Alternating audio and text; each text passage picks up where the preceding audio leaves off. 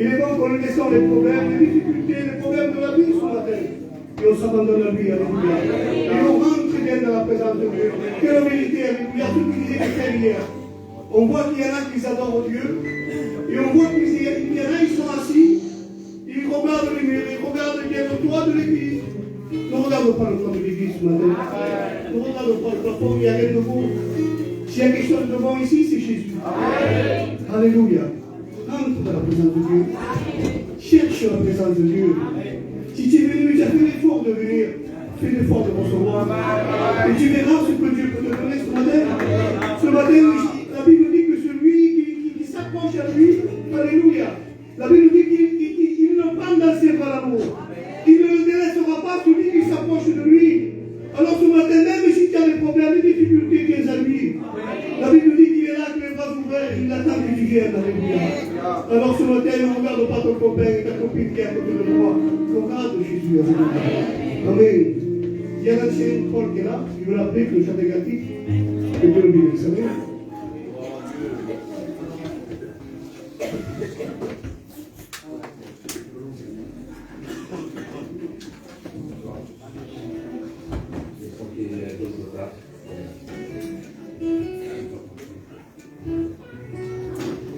C'est à Golgotha qu'il est mort pour toi. Son sang a coulé sur le bois de la croix. Ses yeux remplis d'amour, supportant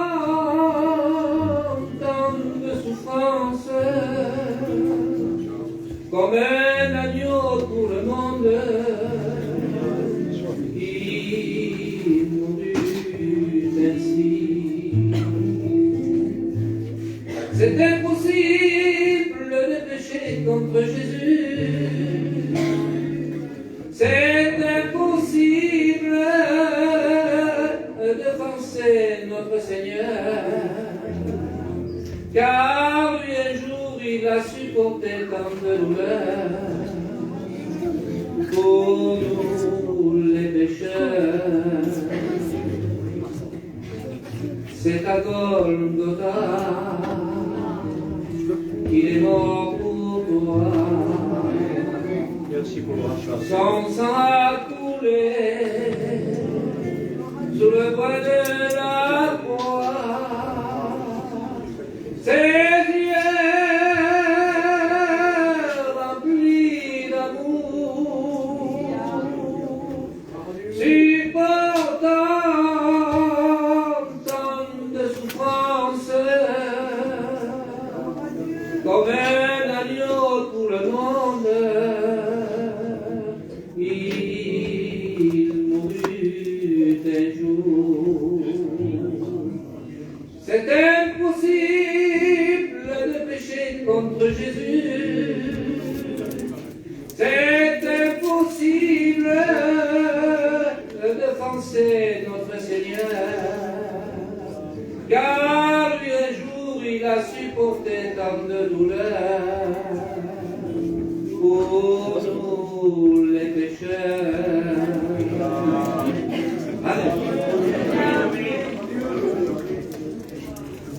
Gloire à Dieu, amen.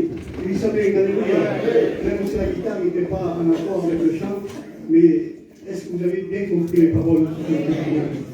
Quelle vérité, alléluia. Quelle vérité que notre Seigneur a souffert sur la croix pour chacun d'entre nous. Ses regards d'amour, alléluia. Sûrement qu'il était à la croix et sûrement qu'il était là. Si vous voyez, ils étaient là, les soldats ils étaient là. Ils étaient en train peut-être de l'insulter, ils étaient en train peut-être de mal parler sur lui, mais il avait tout le temps ses regards d'amour sur eux. Alléluia. Ce cantique me fait du bien ce matin, alléluia. On avait même envie de pleurer ce matin. C'est réellement, on regarde réellement ce que Jésus a pour nous. L'amour qu'il a eu pour nous, alléluia. Ce matin, tu ne serais pas sur ta chaise en train de rigoler. Non, au contraire. Alléluia. Je vais appeler Stéphanie, le chante le dernier cantique, et on va laisser la place à la parole de Dieu. Alléluia.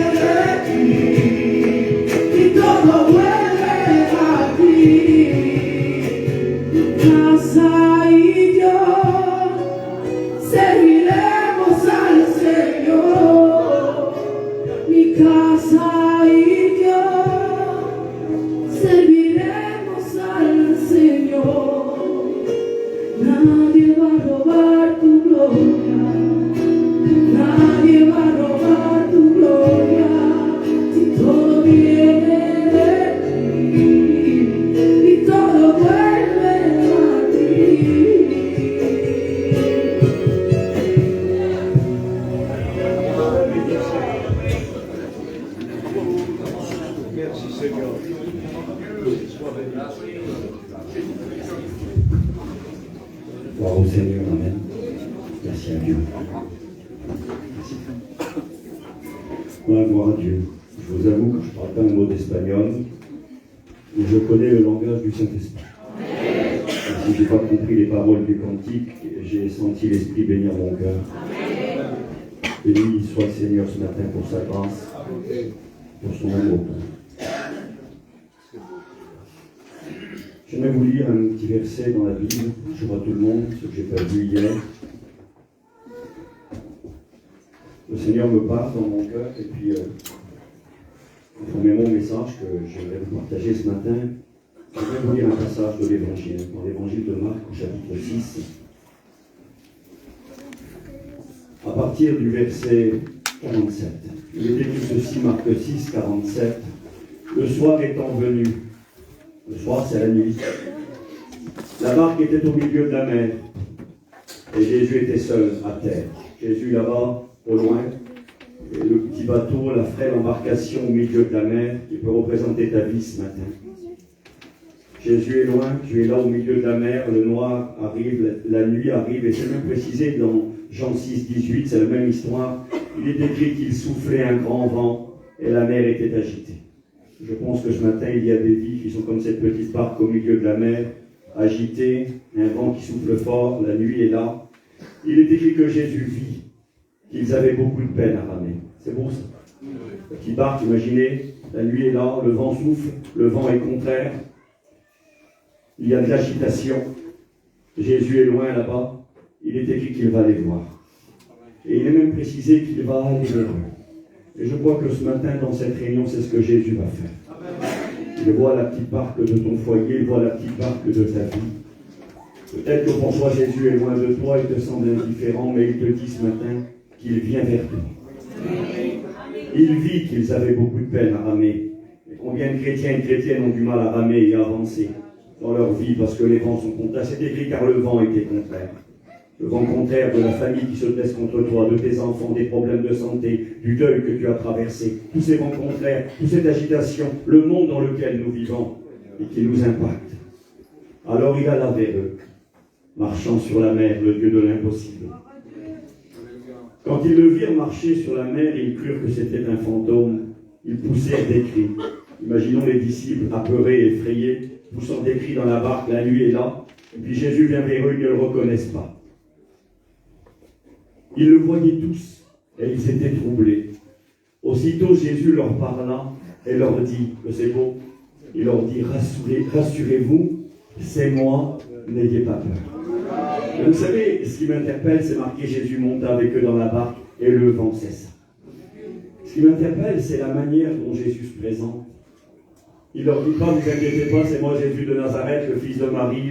Non, il ne dit pas ça, c'est moi le fils de Dieu. Il dit juste, c'est moi. Vous savez, c'est terrible parce que c'est moi, ça veut tout dire et ça ne veut rien dire. Allô, c'est qui? C'est moi. C'est toi, c'est bien, mais moi je ne sais pas qui tu es. Combien de fois ça m'est arrivé au téléphone, je connais beaucoup de gens, et des fois il y a des gens avec qui, que je n'ai pas vu depuis un certain temps, qui me téléphonent. Bonjour mon frère, ça va, c'est moi. Alors, je vais vous faire une confidence, je ne vais pas dire que je ne suis pas honnête. Mais des fois, je vois que la personne en face est tellement contente, est tellement convaincue que je sais qui c'est, je dis rien. Je dis alors ça va? Je vous promets, ça m'est arrivé une fois. Un frère m'a téléphoné, ça va mon frère? Je dis oui frère, ça va, je dis je vais me reconnaître. Et puis il me parle, j'essaie de trouver des pistes, je vous promets, la discussion est finie. Moi je dis, allez au revoir mon frère, de bénisse. J'ai jamais su qui c'était avec qui j'ai parlé. Je ne savais pas qui c'était. Lui, il était convaincu que je savais qui il était. J'ai essayé, je n'ai pas trouvé. Je ne connaissais pas suffisamment sa voix. Maintenant, si ma femme elle arrive devant ma camping, ou si moi j'arrive chez moi et que je tape à la porte, et qu'elle dit qui c'est, je lui dis c'est moi, je n'ai pas besoin de faire un discours. Je dois dire c'est moi Steve, c'est moi ton mari, elle sait qui je suis, elle connaît ma voix. Elle ouvrira la porte immédiatement, la confiance viendra. J'ai écouté ce petit témoignage. Une maison en feu, je crois que le témoignage est vrai parce que c'est une situation qui peut arriver, une maison en feu, et puis un petit garçon qui est bloqué au premier étage, il a 2-3 ans peut-être. Et il est terrorisé, les flammes sont en bas, la fumée monte, il ne voit rien.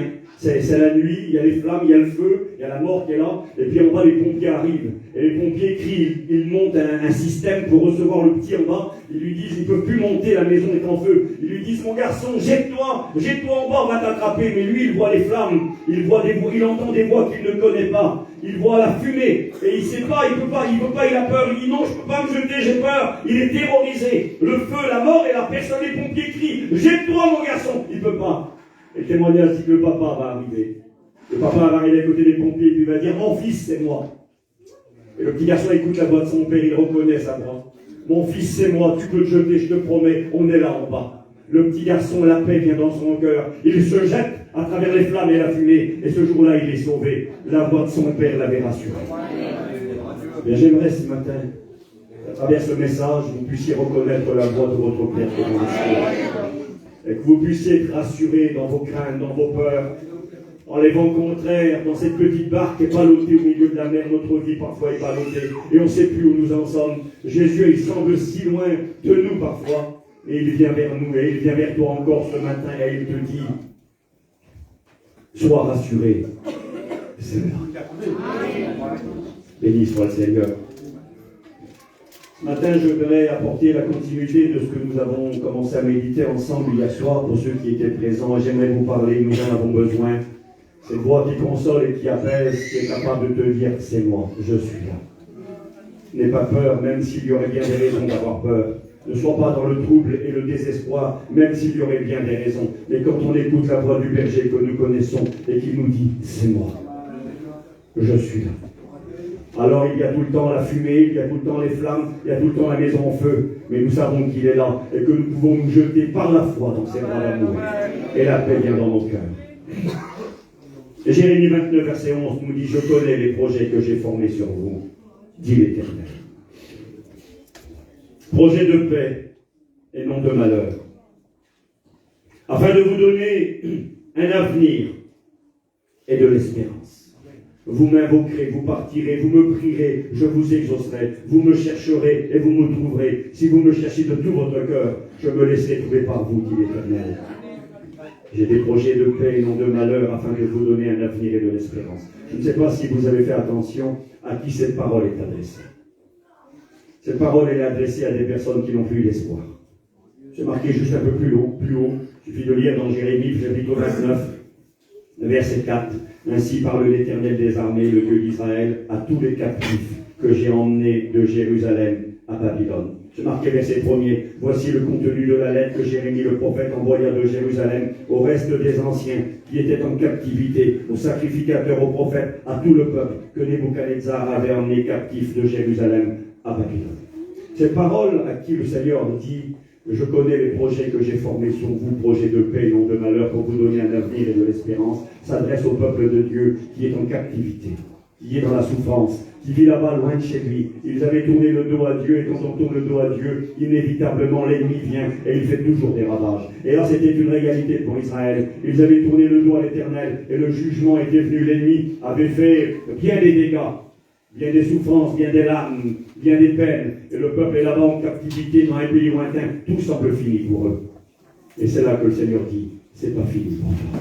Et j'ai encore des projets pour ta vie. Il y a encore de l'espoir. Il y a un avenir pour toi.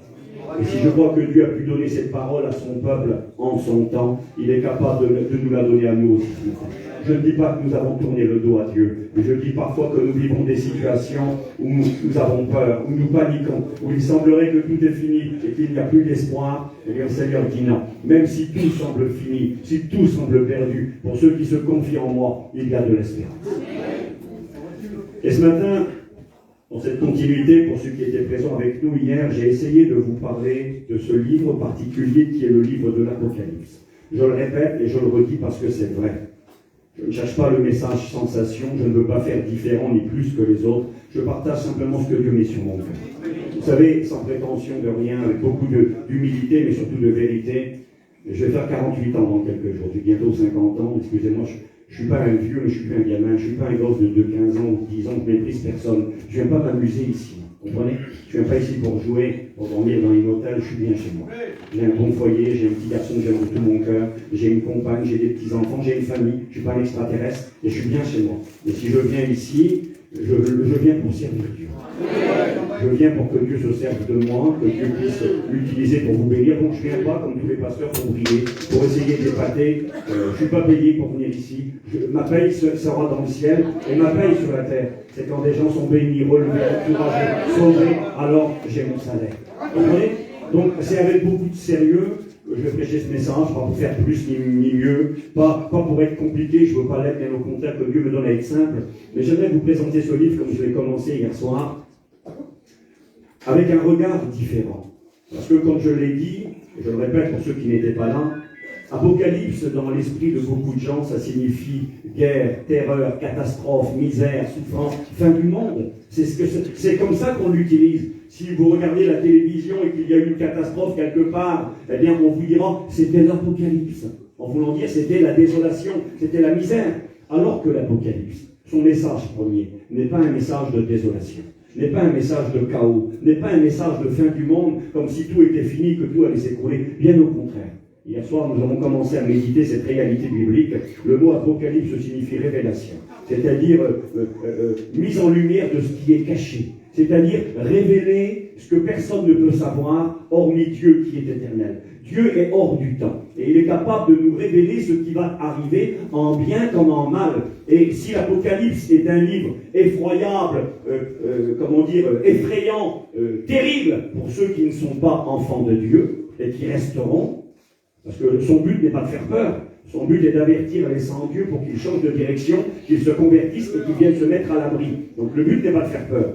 Vous savez, sur un paquet de cigarettes, eh bien, on a déjà vu ces photos affreuses, de personnes qui sont malades, excusez-moi, on voit des gens qui ont la maladie à la bouche, au visage, enfin des catastrophes, et c'est marqué, fumer donne le cancer, fumer rend malade, c'est grave. Et donc les photos ne sont pas pour scandaliser les gens, elles sont pour leur dire arrêtez. C'est mauvais, voilà ce qui vous attend si vous n'arrêtez pas. Et c'est quelque part le message de l'Apocalypse à l'égard des inconvertis, à l'égard des rétrogrades. Mais pour ce qui est des chrétiens, des enfants de Dieu, c'est pas du tout le message de l'Apocalypse. Bien au contraire, nous l'avons vu hier soir, l'Apocalypse du chapitre 1er au chapitre 22 nous parle de joie pour les enfants de Dieu.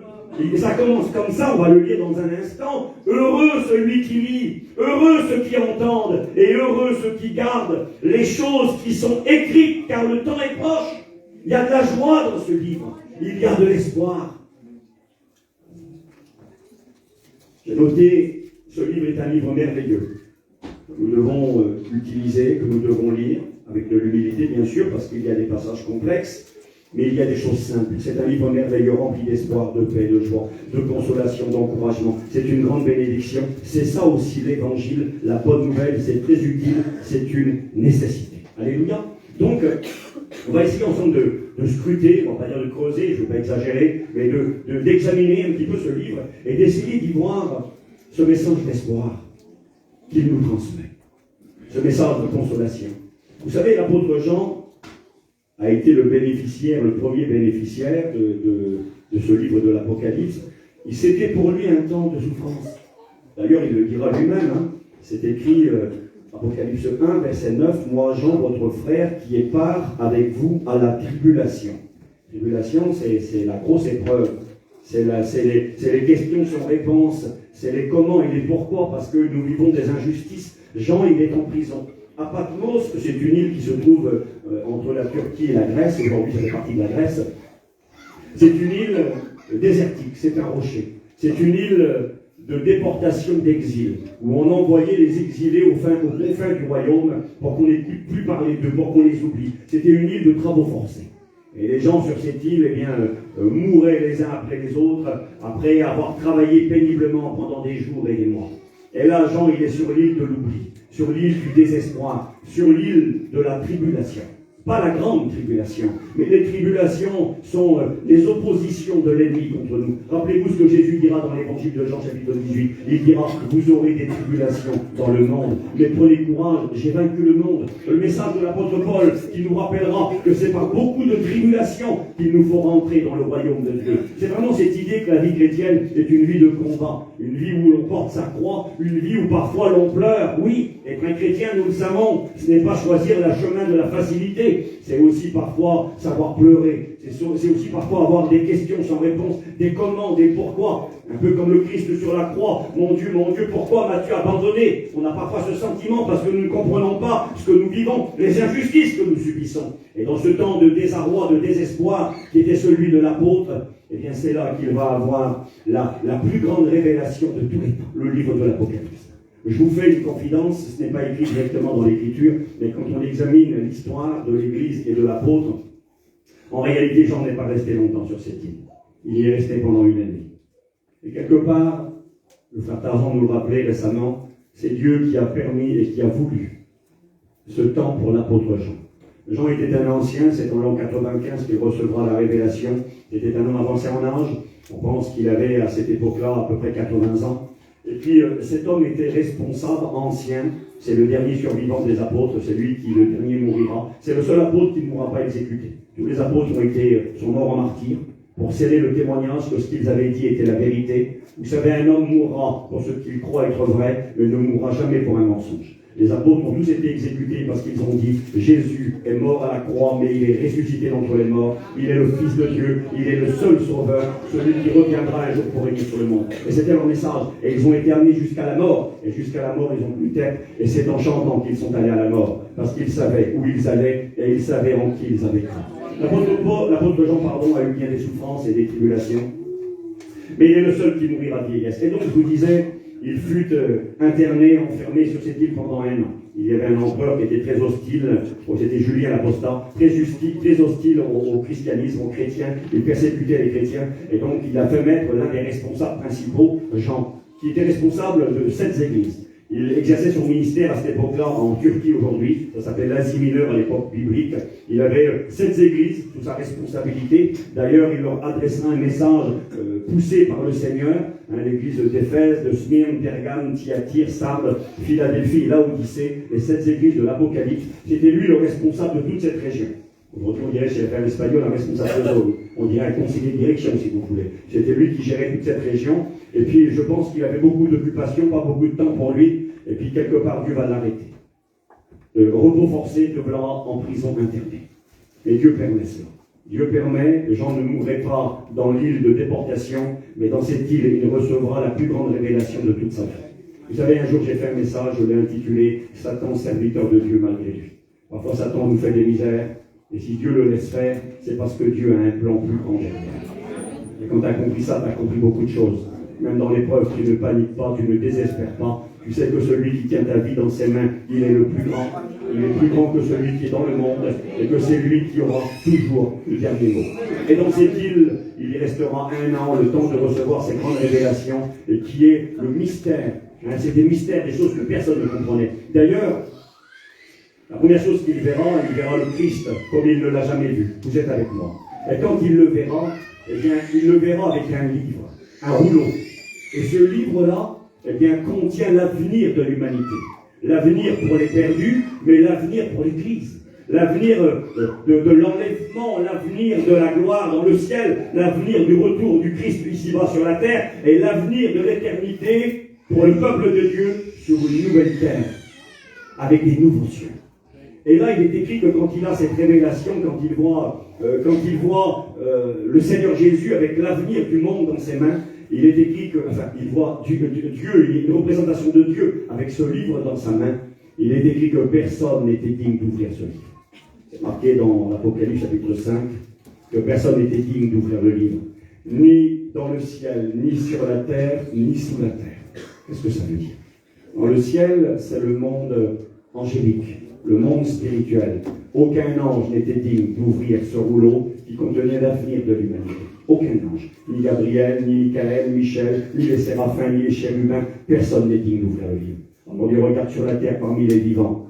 Personne n'est digne d'ouvrir le livre. Sur la terre, à l'époque, quand Jean reçoit cette vision, il y a des serviteurs de Dieu, il y a des chrétiens, il y a des chrétiennes, il y a même l'apôtre Jean qui est là. Jean n'est pas digne d'ouvrir le livre. Personne n'est digne. Alors Dieu va regarder sous la terre. Sous la terre, c'est le monde des morts. Dans le monde des morts, Abraham, le père des croyants, il n'est pas digne. Isaac n'est pas digne. Jacob n'est pas digne.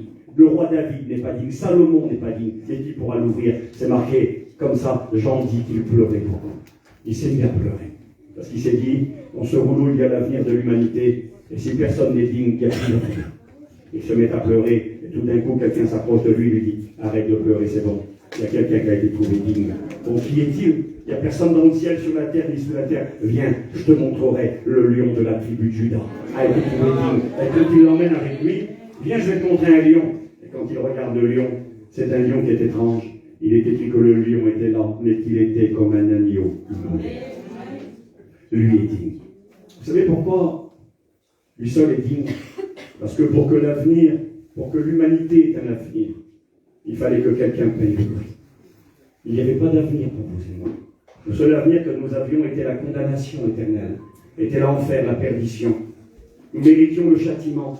Nous avions tourné le dos à Dieu. Nous étions des pécheurs, séparés, éloignés. Il n'y avait pas d'espoir, pas d'espérance. Il n'y avait aucun avenir possible.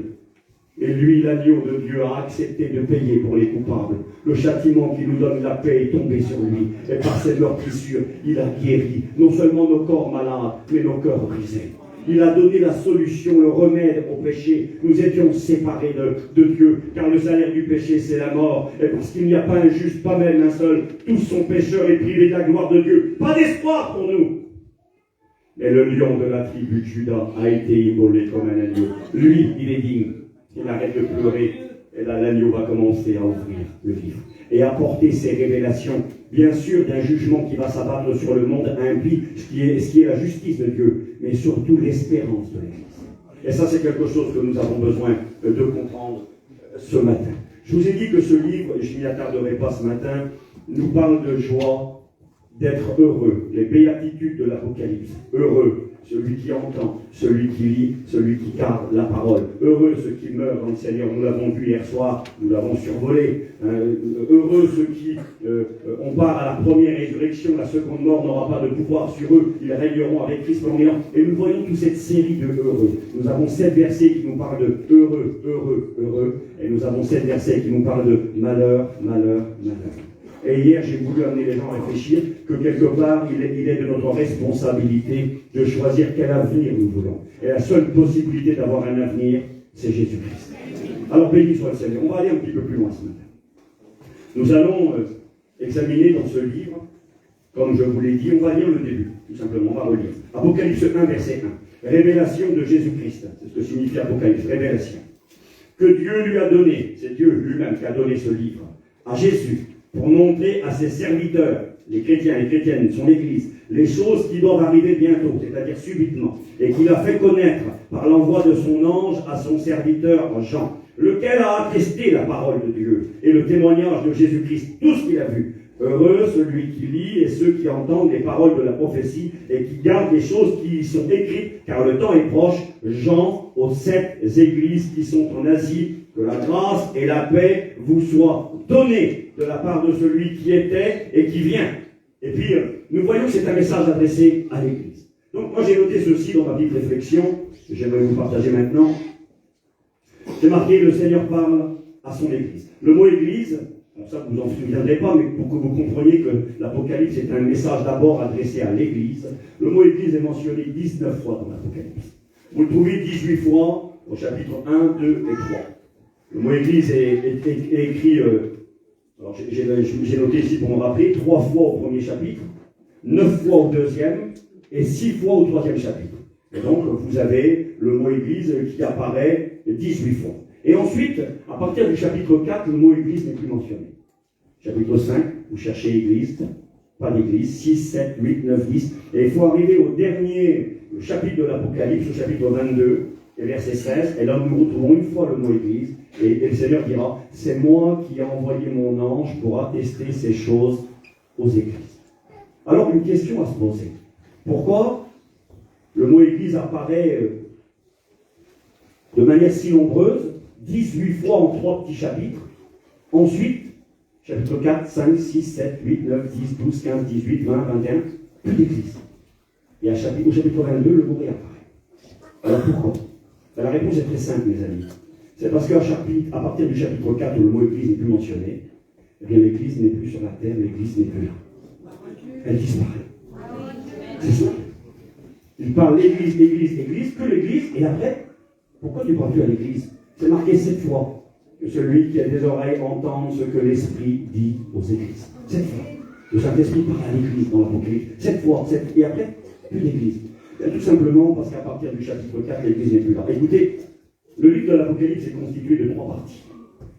C'est écrit dans Apocalypse 1, verset 18. Je lis pour vous la vie. Verset 19, pardon. Écris donc les choses que tu as vues. Il venait de voir quelque chose, l'apôtre. Je vais vous en parler maintenant. Écris donc les choses que tu as vues. Donc c'est l'expérience qu'il vient de vivre. Écris celles qui sont, le temps présent, et écris celles qui doivent arriver après elles. Écris ce que tu as vu, les choses qui sont, et celles qui vont arriver après elles. Que Jean avait-il vu? Nous allons le voir maintenant. Il avait vu Jésus glorifié, comme il ne l'avait jamais vu. Jean a été parmi les disciples du Seigneur le plus intime, c'est-à-dire le plus proche. Vous savez, Jésus, il est écrit qu'il choisit 12 apôtres pour les avoir toujours avec lui. Jésus a choisi des hommes dès le début de son ministère jusqu'à sa mort et sa résurrection qui vont avoir un ministère très particulier. Ils sont irremplaçables. On les appelle les apôtres de l'agneau. L'apôtre Paul était un apôtre, mais il n'était pas apôtre de l'agneau. Pas possible. Pour être apôtre de l'agneau, les caractéristiques sont données. L'apôtre Pierre le rappellera dans les Actes au chapitre 1er. Il fallait avoir été avec Jésus depuis le baptême de Jean jusqu'à sa mort et sa résurrection. Paul n'était pas là. Impossible d'être apôtre de l'agneau. Il y en a eu 13. Il y a eu les 12. Judas a laissé sa place. Il a été remplacé par Matthias. Donc, il fallait avoir des particularités. Des gens qui ont été toujours aux côtés du Christ, qui ont vécu avec lui, qui l'ont connu dans son intimité, dans son enseignement, dans ses miracles. Mais nous voyons que parmi le cercle intime des 12, il y en avait 3 qui étaient plus proches. Pierre, Jacques et Jean. Ils vont vivre des expériences que les autres apôtres ne vivront pas. Dans la maison de Jairus, quand la petite jeune fille ressuscitera, nous savons que Jésus a dit Talita Koumi, parce qu'il y avait là Pierre, Jacques et Jean qui étaient là. Nous savons qu'à la montagne de la transfiguration, le Christ a été glorifié, qu'est apparu Élie et Moïse, et que Dieu a dit, voici mon fils bien-aimé, en qui j'ai mis tout mon amour, écoutez-le, parce que Pierre, Jacques et Jean étaient là. Nous savons que Jésus a Gethsémané à pleurer, et qu'il a poussé des cris, qu'il a prié son Père, et qu'il a dit, Élie, Élie, lama, non, excusez-moi, passons là, qu'il a dit, Père, est-ce que tu pourrais éloigner de moi cette coupe, ainsi, mais que non ma volonté, mais la tienne soit faite. Comment nous savons cela?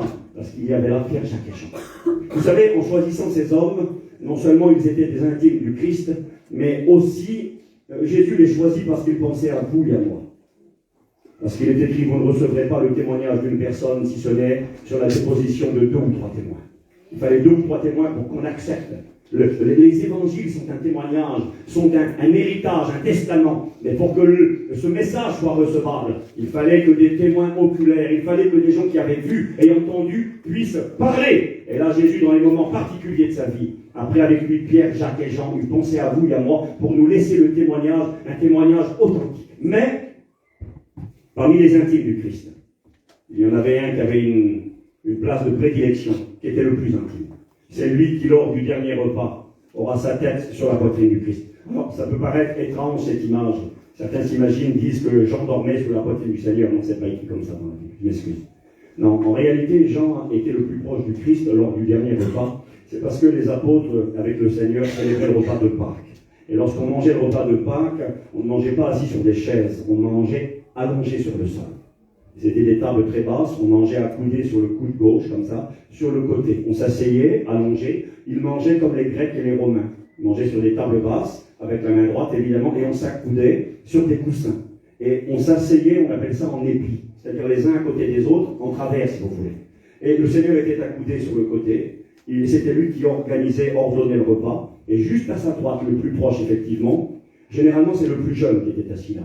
C'est ce qui nous permet aussi de comprendre que Jean était le plus jeune. Certains pensent qu'il avait 16-17 ans lorsqu'il est parti avec le Christ comme apôtre, très jeune. Il était là juste à droite.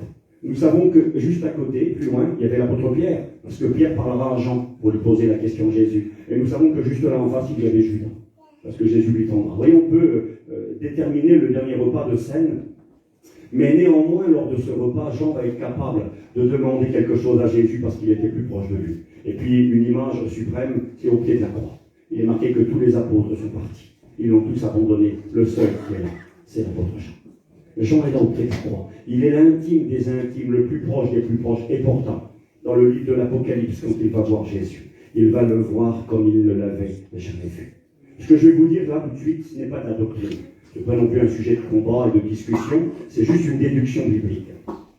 Il semblerait que, Bible en main, Jean avait un lien de famille avec Jésus. Un lien de famille.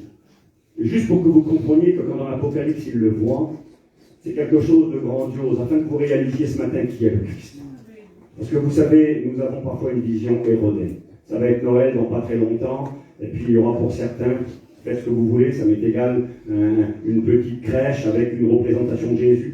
À la limite, c'est pas plus mal. Ça peut être un moyen de montrer aux enfants et de leur rappeler que Noël, c'est pas un Père Noël qui descend dans une cheminée pour faire des cadeaux aux enfants. C'est Jésus, le Fils de Dieu, qui a été donné par Dieu le Père pour sauver tous les hommes. Ça peut être un moyen de le rappeler aux enfants. Et puis, je vais vous dire ce matin que ce Jésus que nous aimons, que nous célébrons et que nous connaissons, et qui est là au milieu de nous ce matin, ce n'est plus le petit Jésus de Bethléem. Ce n'est même pas le Christ crucifié sur la croix. Jean, quand il va le voir, là, il ne l'a jamais vu comme ça. Je vous ai dit qu'il y avait un lien parentaire entre eux, ce qui nous permet de comprendre ceci. De toute façon, si ce n'est pas Jean, c'est un autre des apôtres, Jacques, fils d'Alphée. Pourquoi? Parce qu'il est écrit au pied de la croix. Les gens étaient là, c'est écrit noir sur blanc. Mais il est écrit qu'il y avait Marie, la mère de Jésus. Et il est écrit qu'il y avait une femme qui s'appelait Salomé à côté. D'accord. Et si vous lisez un autre évangile, il est écrit qu'il y avait Marie, quelques femmes, et qu'il y avait la mère de Jacques et de Jean, les fils de Zébédée. Donc la maman de Jean s'appelait Salomé. D'accord. Et nous avons un troisième évangile qui est écrit. Il y avait au pied de la croix Marie. Il y avait sa sœur. Ah, la sœur de Marie. Il est dit qu'elle était au pied de la croix, à côté de Marie, et qu'elle l'accompagnait. Et quand tu lis l'autre évangile, elle s'appelle Salomé, sa sœur. Et quand tu lis l'autre évangile, c'était la femme de Zébédée, la mère de Jacques et de Jean. Conclusion, Jacques et Jean, cousins germains de Jésus-Christ. Dans la chair. De toute façon, je vous l'ai dit, si ce n'est pas lui, la sœur du Christ, la sœur de Marie qui est mentionnée au pied de la croix, eh bien c'est la mère d'un apôtre qui s'appelait Jacques, fils d'Alphée. Donc, d'une manière ou d'une autre, Jésus avait parmi ses apôtres de la famille. De toute façon, Jésus n'est pas un extraterrestre. Il avait de la famille, il avait des frères, il avait des sœurs, il avait des neveux, il avait des nièces, il avait des parents, il avait des oncles, des tantes. Jean, très probablement, je le répète, ce n'est pas doctrinal, devait être le cousin germain de Jésus. Donc, vraiment un lien intime. Nous avons tous des familles. Moi, j'ai des cousins germains qui sont comme mes frères. J'ai un des cousins qui je suis très proche, c'est mon frère. On a grandi ensemble, on a été élevés ensemble. Et quelque part, il y avait certainement cette grande affinité avec Jésus et Jean, parce qu'il y avait ce lien qui était fort, qui les unissait. Mais quand dans l'Apocalypse, il le verra. Regardez. Écris ce que tu as vu, le Christ glorifié. Écris ce qui est, le temps présent. C'était le temps de l'Église. Apocalypse 2 et 3. Écris ce qui arrivera après. Apocalypse 4, ça commence comme ça. Après cela. Écris ce qui arrivera après le temps d'Église. Après cela, je regardais, voici une porte était ouverte, nous allons y revenir dans une seconde. Mais j'aimerais vous parler de cette vision que l'apôtre a du Christ. Je vous ai dit un message adressé à l'Église, le mot Église mentionné, l'Église disparaît après, ok, mais ce Jésus qu'il va voir. Regardez ce que j'ai noté. Alors, je regarde sur mes petites feuilles pour ne pas me perdre. Il est écrit dans 2 Corinthiens, chapitre 5 et verset 16, que si nous avons connu le Christ selon la chair, c'est-à-dire en tant qu'homme sur la terre, le bébé de Bethléem, ce Jésus qui marche sur les eaux dans la tempête, ce Jésus crucifié sur la croix, agonisant de douleur, ressemblant à un monstre, semblable à celui dont on détourne le visage. Il est écrit ceci, si nous avons connu le Christ selon la chair, maintenant nous ne le connaissons plus de cette manière, dira l'apôtre Paul. Nous devons prendre conscience. Vous savez, nous citons parfois Hébreux 13:8 et nous avons raison de le faire. Jésus-Christ est le même hier, aujourd'hui et éternellement. Dans sa divinité, dans sa compassion, dans sa puissance, mais pas en tant qu'homme. Ne nous imaginons pas, lorsqu'on vient devant le Christ, que l'on vient devant un homme qui est là, brisé par la douleur, crucifié entre ciel et terre. Bien sûr, on a besoin de se rappeler de cela. Bien sûr que lorsqu'on est un inconverti, qu'on ne connaît pas Dieu, on a besoin par la foi de venir au pied de la croix. Et c'est pourquoi les prédicateurs prêchent le message de la croix. Folie pour ceux qui périssent, mais puissance de Dieu pour le salut de quiconque croit. L'apôtre Paul prêchait le Christ crucifié. Et nous prêchons le Christ crucifié pour montrer aux pécheurs leur culpabilité, pour leur montrer la gravité d'être perdus, et pour leur montrer que la solution de Dieu a été que le Christ de l'homme paye pour les coupables. Oui, c'est vrai. Mais le Christ devant lequel nous nous approchons, qui est là au milieu de nous ce matin, n'est plus le Christ crucifié sur une croix. Il est le Christ ressuscité d'entre les morts. Il est le Christ vivant. Il est le Christ tout-puissant. Rappelez-vous quand Jésus est venu sur la terre, un jour il dira aux disciples, il est préférable pour vous que je m'en aille. Parce que Jésus, en tant qu'homme sur la terre, quand il est à Jérusalem, il n'est pas à Nazareth, il n'est pas ici à Avignon, il n'est pas à Marseille, il n'est pas à New York, il est limité dans un corps humain. Jésus s'est dépouillé. C'est marqué noir sur blanc, j'ai noté les versets. Philippiens 2, verset 6. Et certes, Jésus, lequel existant en forme de Dieu, n'a pas regardé comme une proie à arracher son égalité avec Dieu. Jésus est l'égal de Dieu, son Père. Il va dire tout ce que le Père fait, moi je le fais pareillement. Il est l'égal de Dieu. Il est l'exacte représentation de Dieu. Un jour, le disciple dira au Seigneur, Seigneur, montre-nous seulement le Père. Comment? Tu veux voir le Père? Mais celui qui m'a vu a vu le Père. Tout ce que le Père fait, je le fais. Je suis l'égal de mon Père. Jésus est de nature divine, il est divin. Il est Dieu, éternel, de toute éternité. lequel, existant en forme de Dieu, n'a pas regardé comme une proie à arracher son égalité avec Dieu, mais il s'est dépouillé lui-même. Se rendant serviteur, Jésus sur la terre s'est dépouillé. Qu'est-ce que ça veut dire? Il n'était plus Dieu, il était Dieu. Digne d'être adoré, les mages l'ont adoré, les apôtres l'ont adoré, il accepte l'adoration, il est Dieu. Mais sur la terre, Jésus n'a jamais utilisé ses attributs divins. N'a jamais utilisé. Il a exercé un ministère en tant qu'homme, revêtu par l'Esprit. Jésus, poussé par l'Esprit, va au désert, revêtu du Saint-Esprit. Comment son ministère? Il guérissait par la puissance du Saint-Esprit. Il aurait eu le pouvoir de le faire en tant que Dieu, mais il n'a pas utilisé sa divinité. Vous savez pourquoi? Parce que sinon sa victoire n'aurait pas été valable. Ce n'est pas Dieu qui est mort sur la croix. C'est Jésus homme qui est mort sur la croix. Dieu ne peut pas mourir. C'est Jésus homme. Il a vaincu en tant qu'homme, et c'est pourquoi sa victoire est valable, et qu'il nous rend plus que vainqueurs aujourd'hui. Mais on doit comprendre cela. Que Jésus, bien qu'il soit le même hier, aujourd'hui et éternellement, parce qu'il est Dieu, parce qu'il est plein de compassion, parce qu'il est tout-puissant, parce qu'il peut tout. Mais j'aimerais qu'on prenne conscience ce matin. Le frère l'a rappelé au début de la réunion. Si nous tous, moi y compris, nous prendrions en considération ce petit verset-là. Matthieu chapitre 18, verset 19 et verset 20. Jésus dit, si deux s'accordent sur la terre pour demander une chose quelconque en mon nom, cela leur sera accordé, car là où deux ou trois sont assemblés en mon nom, c'est quoi la fin du verset? Je suis au milieu d'eux. Non mais sincère. Si vous réaliseriez qu'il est là ce matin, vous savez ce que vous feriez, ce que moi je ferais ce que l'apôtre a fait là. C'est plus son cousin qui le voit là. C'est plus son copain, excusez-moi, son ami, celui avec qui il vit. Ce n'est plus son maître, son rabbi terrestre. Il va le voir dans sa divinité, dans sa gloire. Il est écrit qu'il va tomber à ses pieds comme mort et qu'il va l'adorer. Si on avait conscience de qui est là au milieu de nous. Je vois des sœurs qui ont des foulards sur la tête. Vous savez, si vous mettez un foulard, ce n'est pas parce que c'est à la mode ou pour faire bien ou parce que c'est la doctrine des gitans vie et lumière. Vous mettez un foulard parce qu'il est écrit dans la parole de Dieu qu'une sœur dans l'église, quand elle prie ou qu'elle prophétise, doit mettre un foulard sur sa tête à cause des anges qui sont présents. Il y a un monde spirituel que vous ne voyez pas ici. Et il y a des anges qui sont présents dans la Bible. Et au-delà des anges, il y a le Fils de Dieu qui est dans l'église.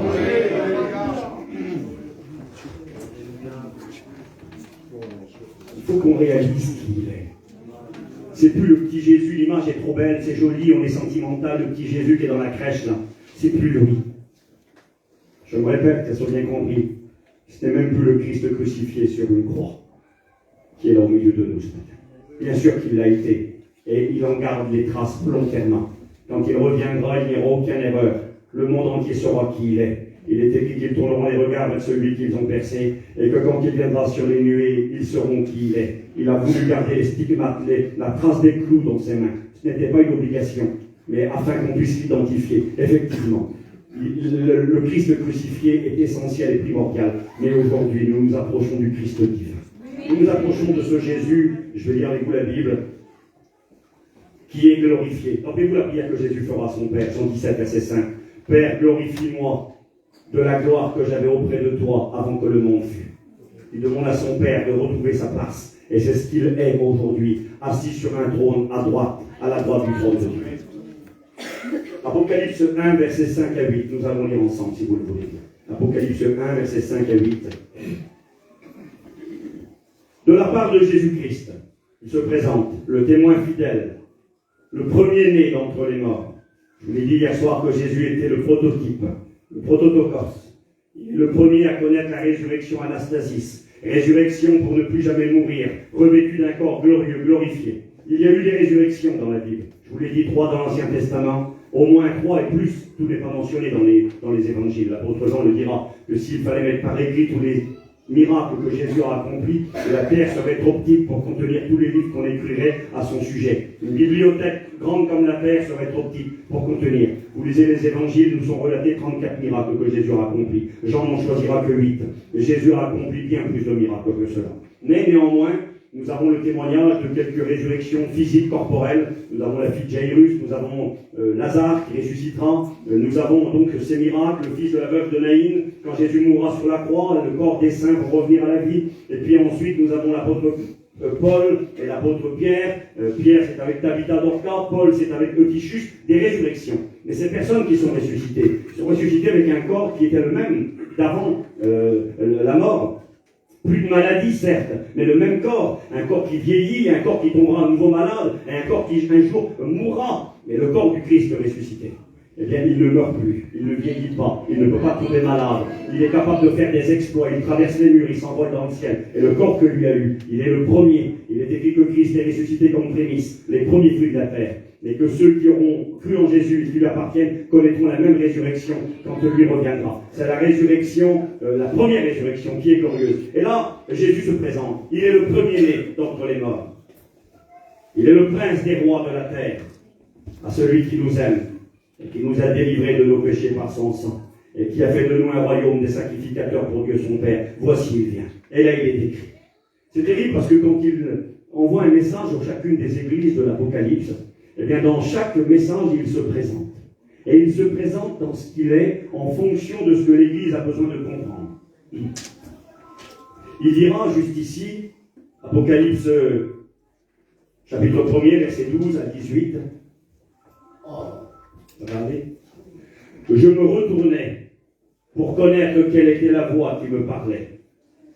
L'apôtre Jean va écouter une voix puissante qui lui parle, c'est la voix de Jésus. Une voix autoritaire, une voix d'autorité. Et après m'être retourné, je vis 7 chandeliers d'or. Et au milieu des 7 chandeliers, quelqu'un qui ressemblait à un fils d'homme. Écoutez comment il va le voir. Il le voit dans son église. C'est marqué juste après, les 7 chandeliers que tu as vus, ce sont les 7 églises. 7, je vous l'ai rappelé hier, c'est la perfection et la plénitude. Ce chiffre revient régulièrement dans l'Apocalypse. 7 églises, 7 fois heureux, les 7 promesses, l'agneau qui a 7 cornes, 7 yeux, les 7 chandeliers d'or, les 7 étoiles qui sont les ministères, les 7 esprits de Dieu, les 7 anges, les 7 églises, les 7 sceaux, les 7 coupes, les 7 trompettes. Nous avons cette expression qui revient constamment, le chiffre 7. Parce que dans l'Apocalypse, il y a la plénitude dans la force, la plénitude dans le jugement, la plénitude dans la paix, la plénitude dans l'espoir. Nous avons cette réalité. Et puis là, il est écrit ceci. Il avait dans sa main droite 7 étoiles, et il va le décrire. Au milieu des 7 chandeliers d'or, quelqu'un qui ressemblait à un fils d'homme. Certains ont mal compris cette expression. Donc il est dit que Jésus ressemble à un fils d'homme. Certains diront, parce que quand Jésus parlait de lui-même, il disait ceci, le fils de l'homme. C'est marqué dans Luc 19, verset 10 par exemple, il est écrit, le fils de l'homme n'est pas venu pour juger le monde, mais pour que le monde soit sauvé par lui. Il est venu chercher et sauver ceux qui étaient perdus. C'est ça qui est écrit. Donc, le fils de l'homme. Certains ont dit, oui, il parle de lui en tant qu'homme. En réalité, frères et sœurs, quand Jésus utilise cette expression, ce n'est pas pour dire que c'est un être humain. Ça peut peut-être vous choquer, mais c'est pas pour ça. Quand Jésus utilise cette expression, le Fils de l'homme, c'était afin, et les Juifs le comprenaient très bien, de prouver qu'il était le Christ, le Messie promis. Pourquoi? Parce que Daniel, le prophète, dans son livre, va prophétiser, le chapitre 7. Et il va annoncer que 4 empires vont dominer le monde. On appelle ça la prophétie des 4 animaux. Nous voyons 4 animaux qui représentent les royaumes qui domineront le monde et dirigeront le monde. Et ces 4 animaux, ça sera des royaumes avec un corps de bête, des royaumes bestiaux. Le premier est un lion, c'est Babylone. Le deuxième est un ours, c'est les Mèdes et les Perses. C'est bizarre, mais qui c'est mal. Le troisième est un léopard, l'animal le plus rapide du monde, Alexandre le Grand, le chef des Macédoniens et des Grecs, qui va conquérir le monde à grande vitesse. Et puis, le 4e empire, c'est un animal qui n'existe pas. Il est effroyable, il a des grandes dents, il a des cornes, il est vraiment étrange. Et nous voyons que juste après ces 4 empires, le représentant l'Empire romain, nous voyons qu'après ces 4 empires qui vont dominer le monde, un empire arrivera. Et je lis une pierre qui tombait du ciel, ça c'est dans Daniel 2, et dans Daniel 7, il voit quelqu'un qui est semblable à un fils de l'homme, qui vient sur les nuées. Et qui est ce fils de l'homme? Il dit de lui qu'il régnera sur le monde, que son royaume ne passera à personne et qu'il délivrera le peuple d'Israël. Et celui qui est appelé le Fils de l'homme dans Daniel au chapitre 7, c'est le Messie qui doit venir pour sauver l'humanité. Et quand Jésus dit « Je suis le Fils de l'homme », il n'était pas en train de dire « Je suis un humain », il est en train de dire « C'est moi celui que Daniel a annoncé. Je suis le Christ, le libérateur, le sauveur de l'humanité. » Et là, il est présenté de cette manière. Ainsi parle, il ressemble à un Fils de l'homme, vêtu d'une longue robe, et ayant une ceinture d'or sur sa poitrine. C'est assez bizarre, on va y revenir dans une seconde. Une ceinture, généralement, ça se porte à la taille. Oui, à l'époque, ça existait, on avait aussi des ceintures, des fois c'était des simples cordelettes ou des lanières de cuir que l'on utilisait autour de la taille pour se déplacer, pour travailler et pour marcher. Parce que les tenues de l'époque étaient quand même distinctives. Il y avait des tenues pour les hommes et des tenues pour les femmes. Des tenues qui étaient complètement différentes. Parce qu'il est écrit que c'est une malédiction pour un homme de porter des vêtements de femme ou pour une femme de porter des vêtements d'homme. On doit garder cette différence. Mais néanmoins, il y avait des vêtements longs que portaient les hommes, et quand ils travaillaient, ou quand ils devaient courir, ils relevaient les pans de leurs vêtements, de leur tunique, ils le relevaient et ils l'attachaient à leur ceinture. C'est un moyen de pouvoir travailler et de pouvoir se déplacer, de marcher, voire même de courir. Et là, c'est étrange, cette ceinture, il est écrit qu'elle est en or, donc ce n'est pas du cuir ni un morceau de corde, et qu'il la porte sur sa poitrine ici. C'est bizarre, hein? Une ceinture portée si haut que cela. On va le voir pourquoi dans 2 secondes. Sa tête et ses cheveux étaient blancs, comme de la laine blanche, comme de la neige. Ses yeux étaient comme une flamme de feu.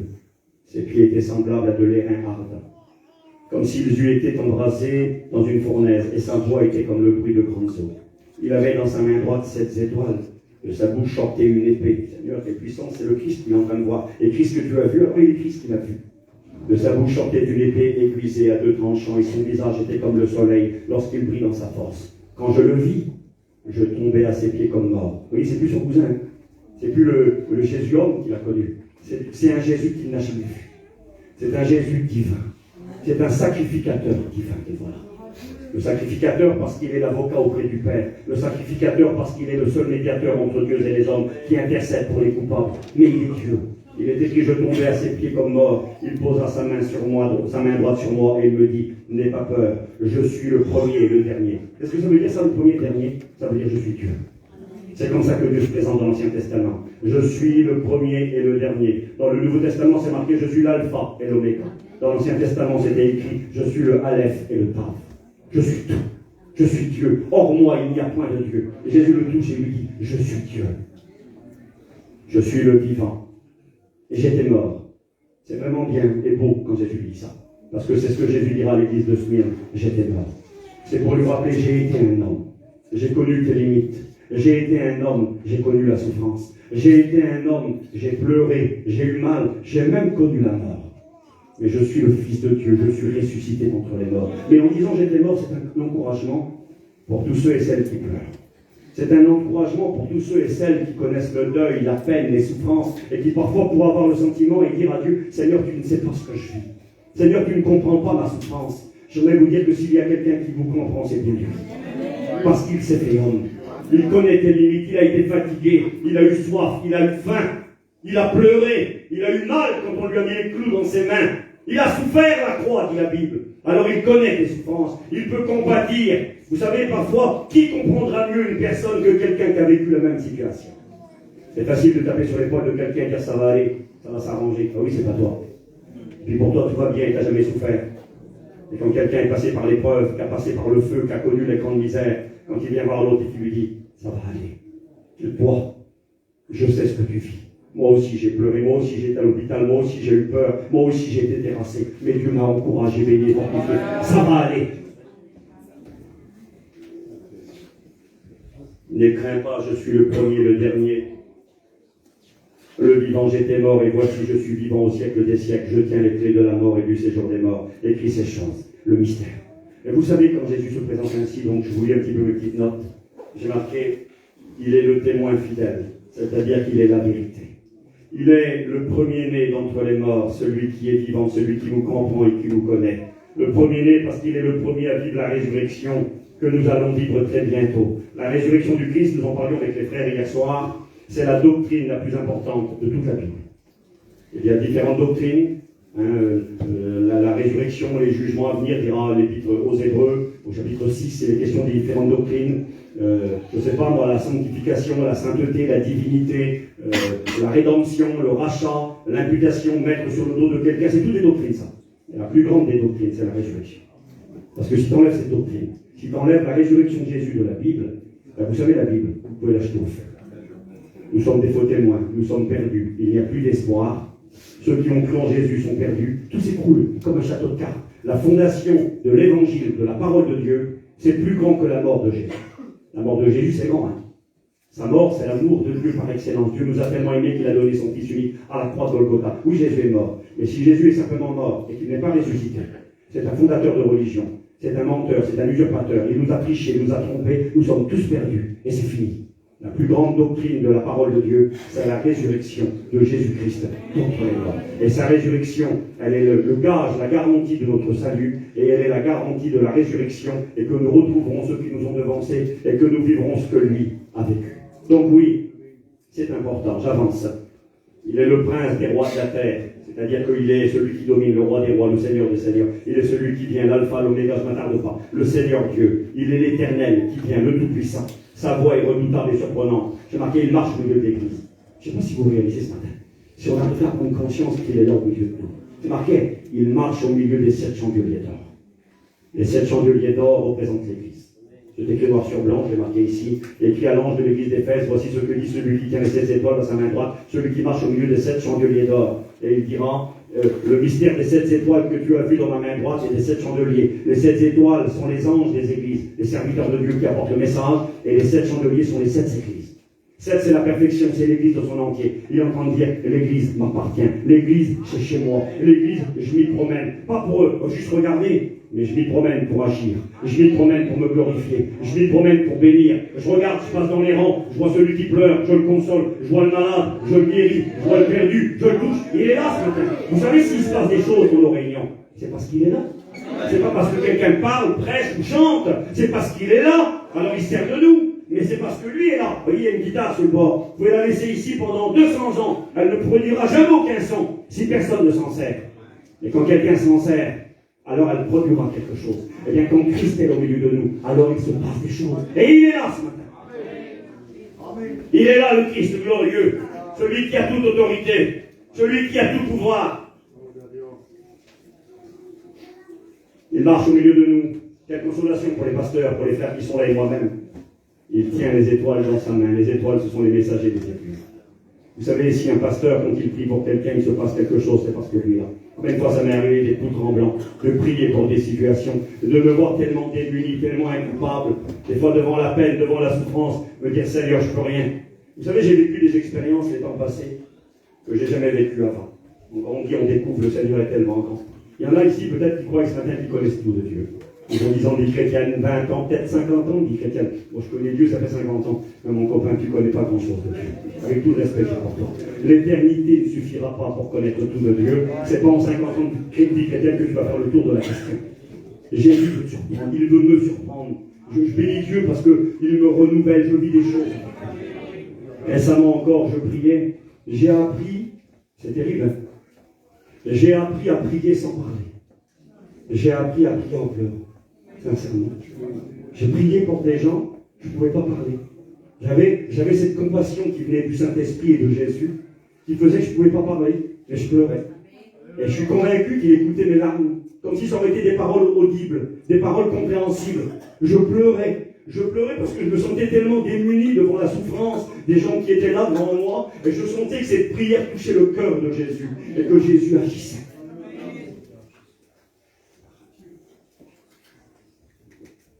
Jésus travaille avec nous. Il me tient dans sa main quand je prêche, j'ai de l'assurance. Vous savez, quand Jésus a dit, voici, je suis avec vous tous les jours jusqu'à la fin du monde. Matthieu 28, verset 20. Bien sûr, cette parole, elle est valable pour l'Église dans son entier. Mais elle est valable en particulier pour les serviteurs de Dieu. Parce que quand Jésus dit ça, c'est au moment où il envoie les apôtres dans la grande mission mondiale. Allez par tout le monde. Prêchez la bonne nouvelle à toute la création. Voici les signes qui accompagneront ceux qui auront cru. En mon nom, ils imposeront les mains aux malades, les malades seront guéris, les démons seront chassés, etc., etc. S'ils portent quelque probation telle, ils ne leur feront aucun mal, ils parleront de nouvelles langues. Eh bien, quand Jésus envoie les apôtres, ils ont dit, mais Seigneur, comment on va faire? En Israël, c'était pas facile, et tu nous envoies dans le monde entier, on ne parle pas les langues étrangères, là-bas c'est des païens, mais comment on va faire? Moi, je sais ça avec toi. Et quand tu sais qu'il est avec toi, tu rentres dans le feu. Moi, j'ai fait des choses dans ma vie en tant que serviteur de Dieu que je ne serais jamais plus capable de faire. Je me suis lancé par la foi, sachant qu'il était là et qu'il tenait ma vie dans ses mains. Et puis j'ai vu sa gloire, je l'ai vu faire, je l'ai vu bénir, je l'ai vu agir. Il est là ce matin. J'avance. Il a une ceinture d'or sur la poitrine, alors j'y viens. La ceinture représente la force et la vérité. Il tient les reins. Les reins, c'est la force et la ceinture de la vérité. Nous devons avoir cette ceinture de la vérité dans la panoplie du soldat. La vérité et la force. Normalement, on la tient là sur nos reins. Jésus la tient ici, sur sa poitrine. Vous savez pourquoi? Parce qu'au niveau de la poitrine, ici, juste là, il y a le cœur. Et le cœur représente l'amour. Jésus, c'est la force, c'est la vérité, mais dans l'amour. Il aurait pu porter la ceinture à la taille. S'il a porté à la taille, on est tous morts. Parce qu'on ne mérite pas. Parce qu'on est indigne, parce qu'on est incapable, parce qu'on est méchant. S'il a la ceinture à la taille, il a le droit de nous condamner et de nous punir. À la femme surprise en flagrant délit d'adultère, il lui jette la première pierre et il la tue. Elle a péché. Et la ceinture, il la porte sur son cœur. Alors il y a tout le temps l'amour et la vérité. On ne peut pas y retrancher. Il y a tout le temps, pardon, la force et la vérité. Mais il y a l'amour. Et dans cet amour, il est capable de nous faire grâce. C'est la grâce. C'est le pardon. La ceinture d'or sur la poitrine, Jésus est représenté là en tant que sacrificateur divin. Les sacrificateurs terrestres, descendants d'Aaron, portaient une ceinture. Pas exactement, ils avaient une ceinture, mais ils portaient surtout au niveau de la poitrine ici ce qu'on appelle le pectoral du jugement. C'était une plaque qui était posée sur la poitrine ici, avec 12 pierres, et sur chaque pierre était marqué le nom des 12 tribus d'Israël. Et quand le sacrificateur, Aaron et ses descendants, le frère de Moïse, donc, venaient dans la présence de Dieu, offrir le sang pour le pardon des péchés, il intercédait en faveur du peuple d'Israël. Jésus n'a pas un pectoral comme celui-ci. C'est pas marqué sur sa poitrine, tribu de Juda, tribu d'Éphraïm, Manassé, Zabulon, Nephtali, Gad, Azer, c'est pas écrit ça. Il a une ceinture en or. Aucun nom n'est marqué. Parce qu'il est écrit que ce n'est pas par de l'or et de l'argent que nous avons été rachetés de notre vaine manière de vivre, mais par le sang précieux du Christ. 1 Pierre chapitre 1er verset 17. Et le Seigneur dira dans ce livre de l'Apocalypse, je te conseille d'acheter de moi de l'or éprouvé par le feu. Alors cet or peut représenter notre foi, évidemment. Notre foi plus précieuse que l'or, mais elle représente le sang de Jésus, la rédemption acquise. Et Jésus, quelque part, quand il se présentait ainsi avec cette ceinture d'or, elle n'est pas en argent, elle n'est pas en or. C'est une manière de dire à Dieu son Père, Père, tu peux les pardonner. Père, tu peux leur faire grâce. Je peux intercéder pour eux, je peux plaider pour eux, parce que j'ai payé au prix de mon sang. La ceinture, elle est sur mon cœur. C'est beau. Le Christ qui est là, qui intercède, quelle garantie. Nous en avons besoin. Vous savez, si le pardon est une nécessité pour nos amis qui n'appartiennent pas à Dieu, nous le savons qu'il est souvent nécessaire pour nous aussi. Moi, j'ai besoin du pardon de Dieu. J'ai besoin qu'il vienne me laver les pieds bien souvent. Il m'a lavé tout entier quand je suis venu à la vie. Il est écrit dans Jean chapitre 13 que le Seigneur mit le comble à son amour pour eux. Et quand il a mis le comble, c'est-à-dire la plus grande mesure, le plus grand niveau de l'amour, il combla son amour pour eux au moment où il lava les pieds des disciples. Moi, si c'est moi qui aurais écrit les évangiles, j'aurais pas marqué ça. J'aurais marqué Jésus mit le comble à son amour pour eux, il prit la croix et il y a la Golgotha. Et pourtant, il est écrit qu'il met le comble à son amour quand il lave les pieds des disciples. Bien que ça soit dégradant et humiliant, c'est moins dur de laver les pieds d'une personne que d'aller se faire crucifier sur une croix. Pourtant, c'est là qu'il est dit qu'il a mis le comble à son amour pour eux. Vous savez pourquoi? Parce qu'à ce moment-là, Jésus a enseigné à l'apôtre Pierre et à tous les autres. Quand Jésus a voulu laver les pieds de Pierre, Pierre a dit non, Seigneur, jamais tu ne me laveras les pieds. Ah bon? Pierre, si je ne te lave pas les pieds, tu n'auras pas de part avec moi dans le royaume des dieux. Je veux dire, t'es perdu. Alors Pierre, il a peur, parce que si c'est comme ça, lave-moi les mains, lave-moi la tête, lave-moi, je veux aller au ciel, moi. Non, Pierre, t'as pas compris. Quand quelqu'un a été lavé, il n'a besoin que de se laver les pieds. Et il ne comprend pas. Et Jésus dit, ce que je fais maintenant, tu ne le comprends pas tout de suite, tu le comprendras plus tard. Vous savez ce que Pierre a compris plus tard? Il n'a pas fallu longtemps. Quand, quelques heures plus tard, il redira à son maître, disant qu'il ne le connaissait pas, avec imprécation, il aura besoin que Jésus vienne lui laver les pieds. Quand quelques années plus tard, il deviendra hypocrite et qu'il deviendra méchant là-bas à Antioche et que l'apôtre Paul le reprendra devant tout le monde, il aura encore besoin que Jésus vienne lui laver les pieds. C'est notre marche dans la vie chrétienne, où parfois nous ne sommes pas à la hauteur, où parfois nous commettons des erreurs, excusez-moi avec le péché involontaire, parfois c'est volontaire. Est-ce que c'est vendu? Oui, c'est toujours involontaire, c'est pas volontaire. Il faut arrêter, vous savez, il faut être honnête, de dire, Seigneur, si j'ai péché, je te demande pardon. Des fois, on sait ce qu'on a fait. En disant ça, on est en train de mettre une deuxième couche sur la culpabilité. Tu sais ce que tu as fait. Tu sais si tu as mal parlé, si tu as mal agi, si tu as convoité, si tu as été méchant. Si tu as péché, tu le sais. Il faut appeler un chat, il faut être honnête. Un chrétien n'est pas un pécheur parmi les pécheurs. C'est marqué que celui qui est né de Dieu ne pêche pas. Mais en même temps, l'apôtre Jean dira, quelqu'un qui dit qu'il ne pêche jamais, c'est un menteur. Alors, comment je vais faire, moi? Si je pêche, je ne suis pas né de Dieu, et si je dis que je ne pêche pas, c'est un menteur. Maintenant, un chrétien, ce n'est pas un pécheur parmi les pécheurs. Excusez-moi, je ne suis pas un cochon, moi j'aime pas la boue. Un cochon dans la boue, il danse, il se régale. Mettez un agneau dans la boue, il pleure. Nous sommes des agneaux aujourd'hui. Nous sommes le troupeau de Jésus-Christ. Et on n'aime pas la boue. C'est une anomalie quand on dit d'un chrétien, qui c'est qui a dit ça? C'est lui. Oh, c'est lui, hein. Donc si c'est normal qu'il ment. Mais non, c'est pas normal. Un chrétien, c'est pas un menteur. Un chrétien, c'est pas un voleur. Un chrétien, c'est pas quelqu'un quelqu'un qui vit dans le péché. Mais malheureusement, un chrétien parfois peut toucher au péché. Je ne vous donne pas une carte blanche. Je ne dis pas allez-y, on ne peut pas y aller. Mais quand on y va, malheureusement, merci mon frère. Si malheureusement nous avons mal agi, et peut-être que ce matin, quelqu'un vous a écouté cette parole, et que ton cœur te condamne, eh bien sache que Jésus est plus bon que ton cœur. Et si Satan, l'accusateur de nos frères, t'accuse, il était capable d'accuser le souverain sacrificateur, Josué, il est capable de t'accuser ce matin. Il y a le sang de Jésus, qui que tu sois et quoi que tu aies fait, est capable de te laver, de te purifier. Il est pur. Il est ce grand sacrificateur qui intercède pour nous, avec la ceinture d'or sur sa poitrine. J'ai noté ceci, sa tête et ses cheveux sont blancs parce qu'il est le saint des saints, il est pur, il est propre. Il est l'ancien des jours, celui qui règne depuis l'éternité. Ses yeux sont enflammés, sondant tout et éprouvé. Une manière de dire, vous ne pouvez pas tricher. Vous savez, le Seigneur se présente comme ça aux églises. Il dira à l'église de Smyrne, voici ce que dit le premier et le dernier, c'est-à-dire voici ce que dit Dieu, et celui qui était mort et qui est revenu à la vie. C'est l'église qui souffre. Il dira à notre église après, voici ce que dit celui qui tient l'épée aiguisée à deux tranchants, celui qui sépare, celui qui dit la vérité. L'église de Pergame signifie mariage. C'est l'église qui s'est mariée de monde. C'est l'église du compromis. C'est le moment où l'église, où l'empereur Constantin s'est soi-disant converti au christianisme et où l'église s'est mariée avec le paganisme et a laissé rentrer plein de compromis. Les fausses doctrines, c'est écrit, doctrine des Nicolaïtes, c'est-à-dire on fait tout ce que l'on veut, tout est permis. La doctrine de Balaam, c'est le mariage avec le monde. Eh bien, il dit, moi je sépare. On ne se marie pas avec le monde. Il y a une différence entre l'église et le monde. Il dira à l'église de Thyatire, c'est l'église des sacrifices perpétuels, qui représente, si je m'excuse, mais l'église catholique dans la doctrine de la transubstantiation, c'est un mot compliqué. L'église catholique enseigne que quand le curé fait la prière pour le bout d'hostie, le bout de farine mélangé d'eau, eh bien qu'il y a le pouvoir de transformer ce morceau de pain-là dans la personne de Jésus lui-même. Et il dit que quand il casse l'hostie, il fait un nouveau sacrifice. C'est une hérésie, c'est un mensonge. Le bout de pain, c'est pas Jésus. Maintenant, on va prendre la Sainte Seine, le bout de pain, c'est pas Jésus. C'est une représentation, comme une photo. J'ai des photos dans la Bible, là, chez mon petit garçon.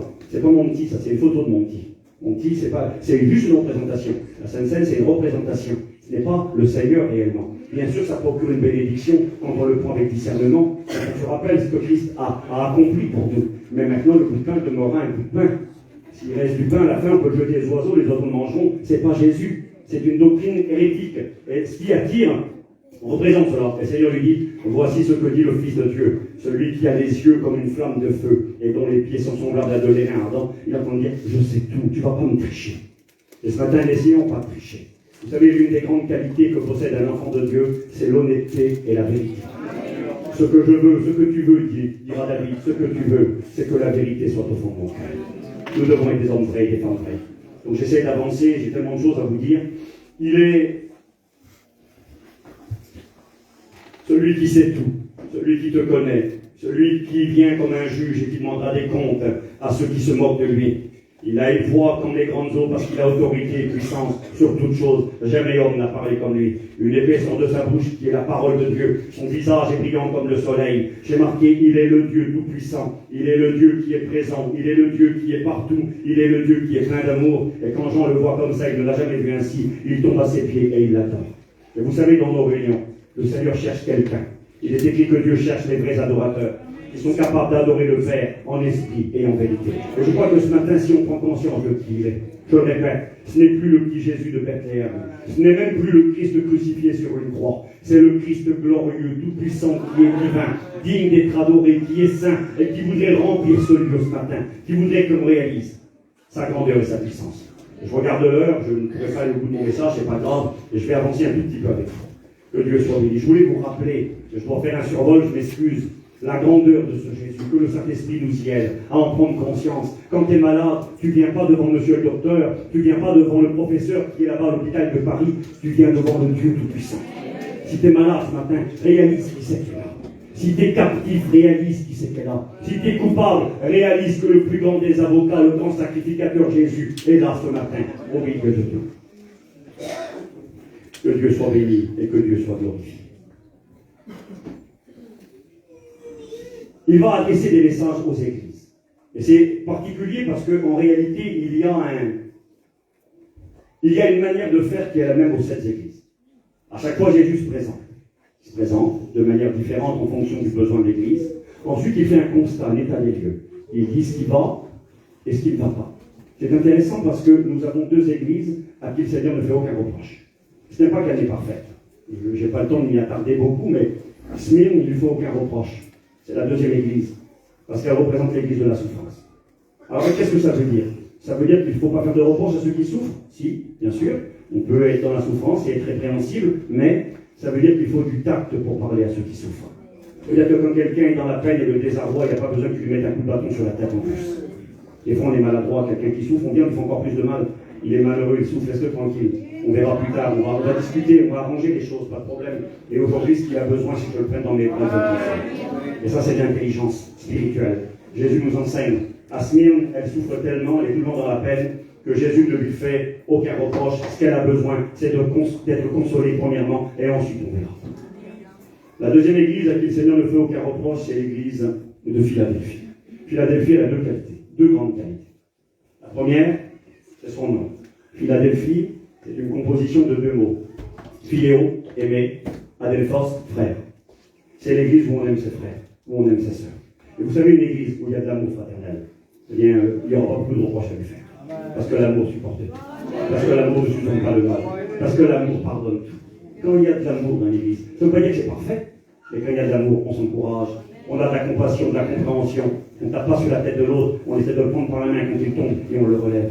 Philadelphie, c'est l'église de l'amour fraternel. Et c'est l'église qui a cette grande qualité, l'autorité dans cette église. Ce n'est pas le pasteur, je m'excuse pour les pasteurs, ce n'est pas ce que pense un tel ou ce que dit un tel. L'autorité dans l'église, c'est la parole de Dieu. Et que Dieu fasse qu'il en soit toujours ainsi dans nos églises. Il est écrit. Le Seigneur dira, Apocalypse 3, verset 10, à Philadelphie, parce que tu as gardé la parole de la persévérance en moi, moi je te garderai en dehors de l'épreuve qui vient bientôt s'abattre sur le monde, voici je viens bientôt. Tu as gardé ma parole. Une église qui garde la parole, où il y a de l'amour fraternel, eh bien c'est deux éléments qui nous amèneront très très loin. Elle est comme ça, Philadelphie. Aucun reproche à lui faire. Nous avons deux églises qui n'ont aucune qualité. Sardes et Laodicée. Sardes, c'est une église constituée quasiment que d'hommes et de femmes religieuses qui n'ont qu'un nom. Ils vont à l'église le dimanche, ils sont baptisés, ils prennent la Sainte Seine, mais c'est tout. Sortis des quatre murs, il n'y a plus rien du tout. Sortis des quatre murs, il n'y a plus aucune vie avec Dieu. Tu passes pour être vivant de Sardes, mais tu es mort. Seigneur, tes paroles t'évient. Seigneur, quand il parle à Sardes, il lui dit, écoute, je te connais, comme tu es devenu religieux ou religieuse. Et vous savez, en réalité, je n'ai pas le temps de m'y attarder, évidemment, mais à travers les 7 églises de l'Apocalypse, nous avons 7 églises qui ont existé, qui étaient en Turquie, sont en Turquie, enfin, qui ont été en Turquie, qui étaient l'Asie mineure de l'époque, qui aujourd'hui n'existent plus. Si vous allez, moi j'y suis allé, j'ai eu la grâce d'aller en Turquie, je suis allé là-bas à Laodicée, je suis allé à Smyrne, dans différents endroits, eh bien aujourd'hui il n'y a plus que des ruines, que des souvenirs. Des bâtiments en ruine, des vieilles églises en ruine, il n'y a plus rien. Parce que malheureusement, l'église n'a pas su veiller. Le Seigneur dira d'ailleurs à l'église, si tu ne veilles pas, j'enlèverai ton chandelier. Un chandelier, il a la fonction d'éclairer ceux qui sont dans les ténèbres, d'apporter la lumière. Quand l'église n'assume plus sa fonction. Et pour éclairer, le chandelier a besoin d'huile. Quand il n'y a plus la vie de l'esprit, et que l'église ne produit plus de lumière, le Seigneur enlève le chandelier, c'est les ténèbres qui viennent. Aujourd'hui, vous allez là-bas dans ces pays-là, le christianisme n'existe quasiment plus. C'est devenu un pays musulman, il y a des mosquées partout, l'évangile n'a plus sa place. Parce que malheureusement, ils n'ont pas su veiller. C'est une grande mise en garde pour vous et moi. Ne soyons pas des religieux, des hommes et des femmes d'apparence, comme Sardes. Ça peut exister. Et bien même à Sardes, le Seigneur ne la tue pas. Le Seigneur ne tue personne. Il se présente à l'église, il fait un constat, il dit ses qualités si elle en a, il dit ses défauts, il la conseille, toujours. Et il lui fait une promesse. Et nous devons conseiller. On va se retrouver dans les 7 églises. Soit on sera à Sardes, soit on sera à Philadelphie, soit on sera à Laodicée, on va se retrouver. Et en réalité, ces 7 églises représentent la grande histoire de l'église dans son entier. Je n'ai pas le temps de le faire ce matin aussi. Je pourrais vous montrer comment l'église d'Éphèse représente la première église là-bas à Jérusalem. Comment l'église de Smyrne représente les premières persécutions à partir du chapitre 8 dans les Actes des Apôtres, quand l'église sera persécutée et qu'on mettra les diacres en place, 7 et 8. C'est les premières persécutions. Et puis quand on continue un peu plus loin, l'église va se marier avec le monde, 4e siècle avec Constantin. Ensuite, l'église catholique qui viendra Thyatire, les sacrifices sans fin, avec des doctrines erronées et mensongères. Ensuite, l'église de Sardes, l'église est quasiment morte, c'est le Moyen-Âge. Oui, je n'ai pas le temps de m'y attarder. Ensuite, il arrive plus loin, l'église de Philadelphie, c'est les réveils spirituels du 19e siècle. qu'ont commencé les grands réveils spirituels. C'est aussi Martin Luther qui va se séparer de l'Église catholique et faire un retour à la parole de Dieu. Les grands réveils qui allaient arriver dans l'histoire de l'Église. Et la dernière Église, c'est la Odyssée. La Odyssée, c'est la grande mise en garde pour vous et moi. C'est l'Église des temps de la fin. Elle n'a aucune qualité. La Odyssée, c'est un mot qui signifie Laos, signifie le peuple. Et Dissée veut dire dirige et commande. C'est plus la parole qui fait autorité. C'est plus Dieu qui commande. Dans l'église de la Odyssée, c'est le peuple qui commande. C'est les chrétiens qui font ce qu'ils veulent. Dieu dit, oh mais écoute, il n'y a rien de nouveau sous le soleil. L'attaque du diable contre Adam et Ève, c'est la même attaque contre vous et moi aujourd'hui. Dieu a-t-il réellement dit? Satan dira à Adam et à Ève en particulier, et ensuite Adam suivra, et il dira à Ève, il dira, le jour où tu mangeras de ce fruit, tu seras comme Dieu. Tu auras le pouvoir de choisir le bien et le mal. C'est toi qui décideras. Et nous vivons aujourd'hui un temps où l'Église veut décider. Quand tu dis des fois à un chrétien, les pasteurs sont là, mes frères, pour me confirmer, c'est très dur de te donner un conseil, et encore bien plus dur de reprendre un chrétien. Quand tu viens trouver un chrétien et que tu dis, mon frère, c'est pas bien ce que tu fais. C'est pas bien parce que, conformément à la parole, normalement, il te répond en disant, qu'est-ce que t'as? Et puis toi, tu t'es vu, et puis ta femme, et puis tes enfants, puis ton cousin, puis ta belle-sœur, puis il salit tout le monde, et puis l'autre, ça va dans l'église. Pourquoi tu veux tout le monde laisser tranquille? Je veux te donner un petit conseil dans l'amour de Dieu. Ça va pas. Ouais, ben moi, je fais quand même. Tu sais, moi, je suis un espagnol, moi, je suis un catalan, moi, je suis un manche, moi, je suis un voyageur. Excusez-moi, moi, je suis un chrétien. T'es un voyageur, t'es un manouche, t'es un espagnol, t'es un gitan, je vous respecte, respectons ce que nous sommes, mais d'abord c'est la parole. Si mes mœurs et les coutumes vont à l'encontre de la parole, mes mœurs et les coutumes, je m'excuse, je les jette à la poubelle. Je suis un chrétien d'abord. Après je suis un espagnol, après je suis un gitan, après je suis un manouche, après je suis ce que vous voulez. Je suis d'abord un chrétien. Et là, Odyssée, c'est le peuple qui veut commenter. Ils n'ont qu'une qualité. C'est l'église de l'illusion. C'est l'église qui croit quelque chose qui est faux. Ils ont des cantiques, ils ont une salle, ils ont un bon local, tout marche bien, il y a un pasteur, il y a un programme. Jésus n'y est même pas. Je me tiens à la porte et je frappe, je suis dehors. Tu dis, je suis riche, je me suis enrichi, je n'ai besoin de rien. Elle est contente, terrible. Ça va, on a des bonnes réunions, hein. Il y a plein de monde à la réunion. On a fait les baptêmes, on a des bons cantiques, un bon programme. Le Seigneur dit, mais tu ne sais pas que tu es pauvre, misérable, aveugle et nu. C'est-à-dire, toi, tu ne sais pas. C'est l'église de l'illusion.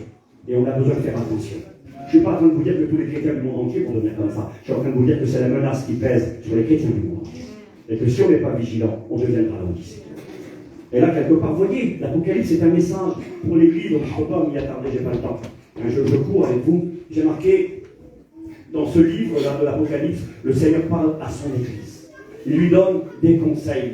Il lui parle, il lui donne le constat de ce qu'elle est. Il lui dira, je te connais. Moi, je bénis Dieu ce matin. Parce que Jésus, il est là. Parce qu'il est au milieu de nous. Parce qu'il tient le ministère dans sa main. Le Jésus qui est tout puissant. Le Jésus qui est retourné à sa place. Assis à la droite du trône de Dieu. Qui est glorifié de la gloire qu'il avait auprès de son Père avant qu'il ne vienne sur la terre. Il n'est plus le Jésus dépouillé. Il est le Dieu tout puissant, le grand médiateur. Et ce matin, il me dit et il te dit à toi, je te connais. Je sais ce que tu vis. Je connais ta situation. J'ai marqué bien ou mal. Mais j'ai quand même un conseil à te donner. C'est beau ça. Il a toujours un conseil. Et vous savez, nos réunions, ce sont des réunions de bonnes nouvelles. Dieu nous donne des conseils. On est capable de dire la vérité, mais jamais pour tuer. La vérité, capable d'appuyer sur la plaie, mais tout le temps pour y mettre de l'huile et du vin pour soigner la plaie. Si j'appuie sur la plaie et que je fais rien derrière, il ne faut pas que j'appuie. J'ai fait du mal pour rien du tout. Ce matin, il est là, il nous conseille. Il nous dit, je suis vivant, bien que j'étais mort. Je veux t'aider, je suis avec toi, je suis avec mes serviteurs, j'ai des promesses pour toi. Et à cette église, je finirai par ça ce matin. J'aurais aimé aller plus loin, mais on va finir par ça. À cette église, le Seigneur lui promet que si elle accepte de combattre le bon combat, si elle accepte de serrer les dents et de continuer, il lui promet que ce ne sera pas en vain, mais qu'il y a des promesses et qu'il y a des grâces qu'obtiendront ceux et celles qui auront combattu le bon combat et qui vont vaincre. Vous savez, il y a cette expression qui revient 7 fois aussi dans les promesses faites aux églises. Le Seigneur dira à celui qui vaincra, à celui qui vaincra. Ainsi parle le Saint-Esprit, que ceux qui ont des oreilles entendent ce que l'Esprit dit aux églises, à celui qui vaincra. Ah bon, qu'est-ce qu'il va y avoir pour celui qui vaincra? Promesse pour l'Église. La première promesse, Apocalypse 2, verset 7, elle est faite à l'Église d'Éphèse. L'Église d'Éphèse, on peut y être ce matin. C'est l'Église qui a des œuvres, qui a une bonne doctrine, qui a une moralité, qui a une qualité de vie spirituelle, chrétienne, mais qui en réalité a un problème d'amour. Ce que j'ai contre toi, c'est que tu as perdu ton premier amour. Alors j'aime bien cette traduction qui dit ceci, la parole de vie. Il a dit, ce que j'ai contre toi, tu ne m'aimes plus comme au départ, écoutez-moi bien, votre amour les uns envers les autres s'est refroidi. Parce que vous savez, certains diront, ben moi non, j'ai pas de problème, j'aime Dieu. Alors peut-être pas comme au début, c'est pas le même feu qu'au départ, c'est pas le même empressement, mais j'aime quand même le Seigneur. Mais vous savez comment est-ce que l'on sait qu'on aime le Seigneur vraiment? Ben, c'est Jean qui vous dira. Celui qui dit, j'aime Dieu, qui est dans le ciel et qui ne le voit pas, et qui n'aime pas son frère qui est sur la terre, c'est un Dieu, c'est un menteur. Ah oui, on peut se mentir à soi-même. Hein? Seigneur, je t'aime de tout mon cœur, t'es tout pour moi, je t'adore, je t'exalte, tu es grand. On ne peut pas le voir, lui, derrière. Alors elle, c'est là, derrière, on ne parle pas. Je ne veux pas qu'elle me parle, je ne veux pas qu'elle me regarde. Je fais mine de ne pas la voir, je fais mine que je suis en communion pour ne pas la regarder. Elle dit ça. Donc, Philippe a rempli d'esprit. Oh Seigneur, je vois la fille. Tout le monde ne va pas voir. Ça existe. Attention, c'est bien des menteurs. Éphèse, elle avait une bonne doctrine. La tête, la meilleure doctrine, tu connais tous les versets par cœur, tu as un savoir exceptionnel, tu as une certaine moralité de vie. On ne peut pas te reprocher de vivre dans le péché. Je veux dire, tu sais, mon frère, attention, hein. Moi, je suis un chrétien, je suis une chrétienne. Moi, je ne vis pas comme ça, je vis pas comme... Oui, c'est vrai, c'est vrai. Et si tu n'aimes pas tes frères, t'es répréhensible. L'accomplissement de la loi, c'est l'amour que nous aurons les uns envers les autres. Je vous fais une petite confidence, mon frère. C'est pas dur que vous aimez, hein. Moi, pour vous, j'ai pas de mal à vous aimer. Je suis avec vous ce matin, j'étais là hier, je repars chez moi. Si vous m'aimez à moi, c'est pas dur. Vous ne vivez pas avec moi. C'est plus dur d'aimer l'Église où on reste. Pendant des semaines, des mois et des années, où des fois il y a eu des incompréhensions, des tensions, des injustices, parce que l'Église n'est pas parfaite. Si vous trouvez un jour une Église parfaite, n'y allez pas. Elle ne le sera plus à cause de vous. Moi-même, je ne vais pas y aller non plus parce que je ne suis pas parfait. J'ai dit ça à mon beau-père il y a 2 jours en arrière, il fait une double tête. Mon père, c'est un homme qui aime bien le Seigneur, mais voilà, il ne veut pas s'engager avec Dieu. Quelque part, il regarde un petit peu trop ce qui se passe dans les églises. Et puis je lui ai dit ça avant. Je lui ai dit, c'était une chrétienne qui voulait quitter une assemblée. Elle ne voulait plus aller à l'église. Elle était une certaine honnêteté, elle a été trouvée pasteur. Alors, pasteur, j'ai quelque chose à te dire, je ne viendrai plus à l'église ici. Pourquoi? Parce que j'ai vu plein de choses qui me plaisent. J'ai vu des sœurs qui font des choses que ça ne me convient pas, j'ai vu des frères, ça ne me convient pas, donc je ne viendrai plus. Et le pasteur a eu cette idée, des saints. Il a dit, écoute ma sœur, d'accord, j'accepte. C'est bien, tu viens me parler, j'accepte, tu veux plus venir, tu es libre à toi. Mais avant de partir et de quitter l'assemblée, j'aimerais que tu fasses une petite chose. C'est simple. Tu fais ce que je te dis et après tu partiras si tu veux.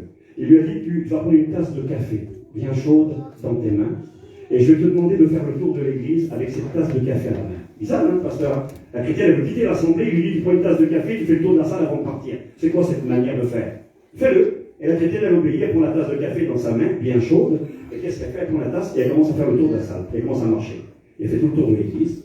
Quand vous avez une tasse de café bien chaude dans la main, vous faites attention parce que vous pouvez vous brûler. Alors elle regarde, elle était bien pleine, elle fait le tour de la salle, elle revient vers le pasteur, elle pose la tasse, et lui dit, ma soeur, j'aimerais te poser une question. Tu as fait ce que je t'ai dit? Elle a dit, oui, j'ai fait ce que tu m'as dit. Et il lui a dit, est-ce que tu as vu les chrétiens et les chrétiennes dans l'église pendant que tu faisais le tour de la tasse de café? Elle a dit, non, j'ai vu personne. Il dit, pourquoi tu n'as vu personne? Elle a dit, je regardais la tasse de café, je ne voulais pas me brûler, je ne voulais pas que ça tombe par terre, alors j'avais mes yeux focalisés sur la tasse de café, je ne regardais personne. Et le pasteur lui dit, tu sais ma soeur, quand tu viendras à la réunion, si tu veux rester ici, regarde tous les gens et tes yeux braqués sur Jésus. Et si tu regardes comme Jésus comme la tasse de café, tu ne verras plus ton frère qui marche de travers, tu ne verras plus ta soeur qui n'était pas à la hauteur, tu verras que Jésus. Je passe trop de temps à regarder les autres et à ne pas regarder Jésus et on se dit bizarre après que ça va pas. L'église d'Éphèse avait un problème avec toutes ses qualités. Elle manquait d'amour.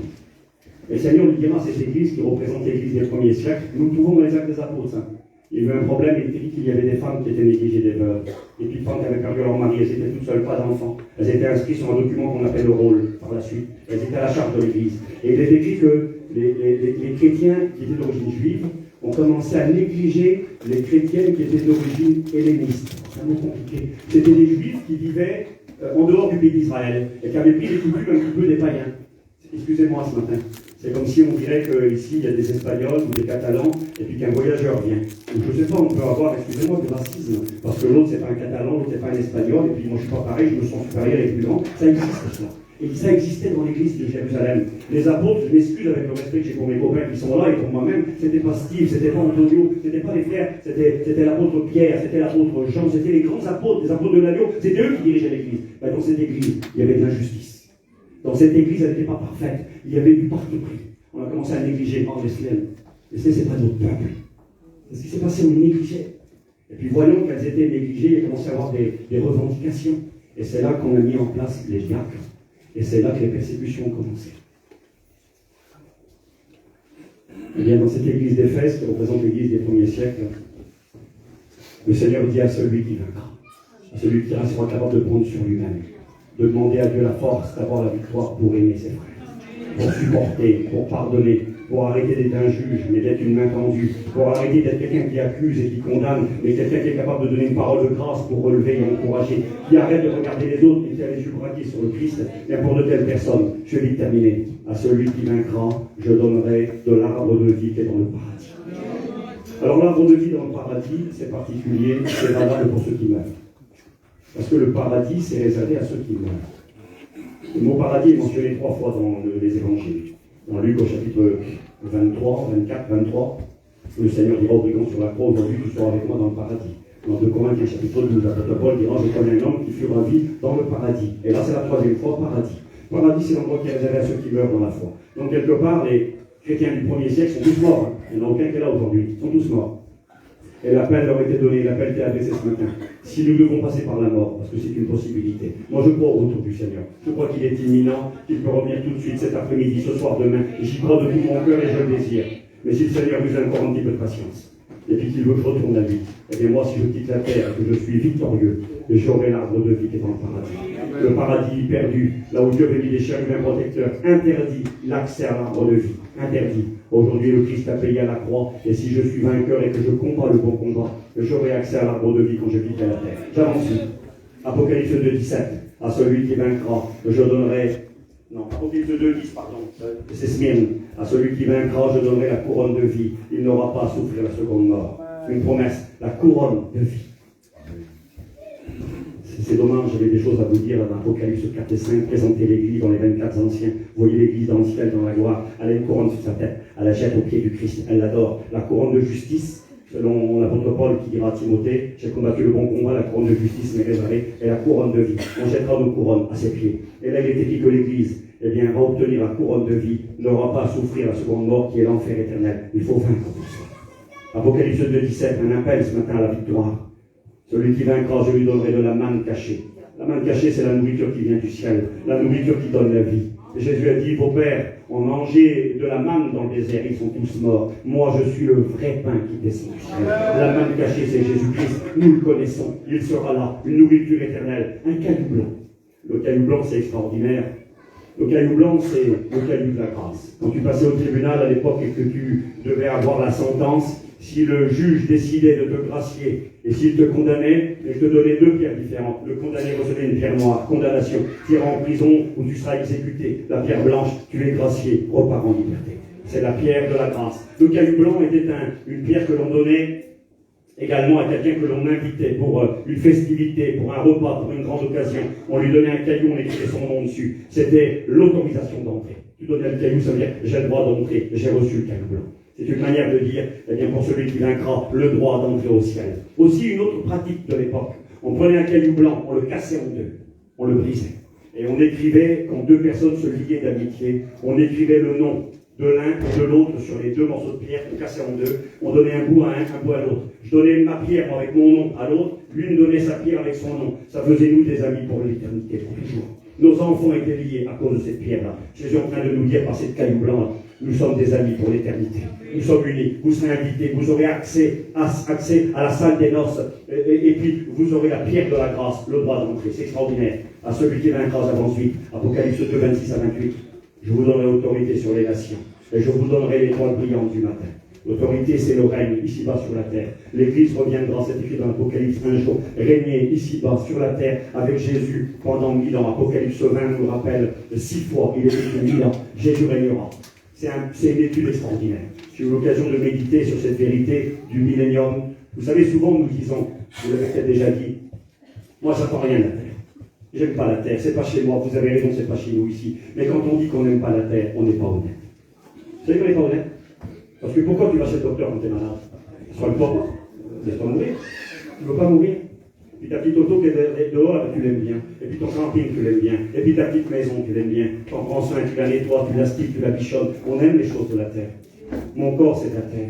Les vêtements que je porte, c'est de la terre. Ma femme, mes enfants sont de la terre. Et je les aime. Ce n'est pas la terre que nous n'aimons pas. C'est les conséquences du péché sur la terre que nous aimons. Est-ce que c'est vrai? Et bien sûr que c'est vrai. Imaginez une terre où il n'y a pas de mort, où il n'y a pas d'hôpital, il n'y a pas de prison, il n'y a pas de souffrance, il n'y a pas de pleurs. Rien que beauté. On vous délivre éternellement. Ce n'est pas la terre le problème, c'est le péché.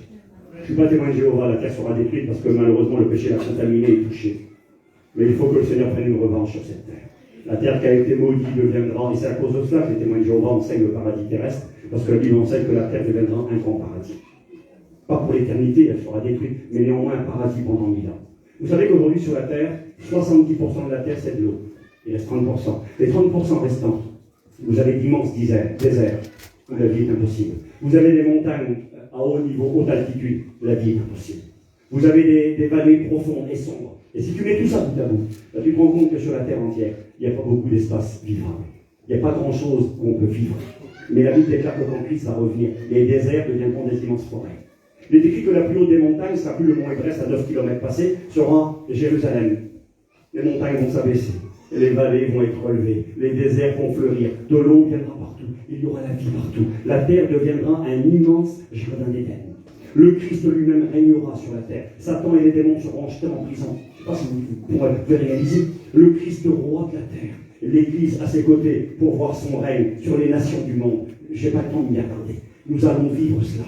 Nous n'allons pas rester dans le ciel attendre. Nous sommes sa fiancée, bientôt nous deviendrons son épouse. Dans les noces de l'agneau, la Bible nous en parle dans l'Apocalypse également. C'est une grande espérance, les grandes retrouvailles, les familles qui se retrouvent, la fête céleste. Et Christ revient sur la terre, il laisse pas sa femme dans le ciel. C'est marqué comme ça dans le livre d'Ésaïe, que l'époux sorte de sa demeure et que l'épouse sorte de sa chambre. C'est la chambre nuptiale du mariage. Quand l'Église revient, elle n'est plus la fiancée, elle est l'épouse. Il ne la laisse pas au ciel, il la ramène avec lui sur la terre. C'est marqué Colossiens chapitre 3, notre vie est cachée en Christ, et quand Christ, notre vie paraîtra, nous paraîtrons aussi avec lui dans la gloire. Il viendra, il posera ses pieds sur la montagne des Oliviers, face de Jérusalem, il sera accompagné de tous ses saints. À celui qui vaincra, je donnerai autorité sur les nations. Je lui donnerai l'étoile brillante du matin. L'étoile brillante du matin, c'est cette étoile qui brille quand on se lève très tôt le matin. À 4-5 heures du matin, tu peux l'observer, après tu ne la vois plus. Jésus pour l'Église n'est pas le soleil. C'est peut-être bizarre ce que je vais dire. C'est marqué, j'ai noté les versets ici dans le livre de Malachie, chapitre 4, que quand Jésus reviendra sur la terre, qu'il sera le soleil qui se lève le matin. C'est-à-dire tout le monde le verra. Le soleil, tout le monde le voit. Et il sera le soleil pour les nations du monde et surtout pour Israël. Il apportera la lumière, il apportera la chaleur, il apportera la vie à son peuple. Et pour l'Église, il est l'étoile brillante du matin. Parce que ça, c'est l'enlèvement.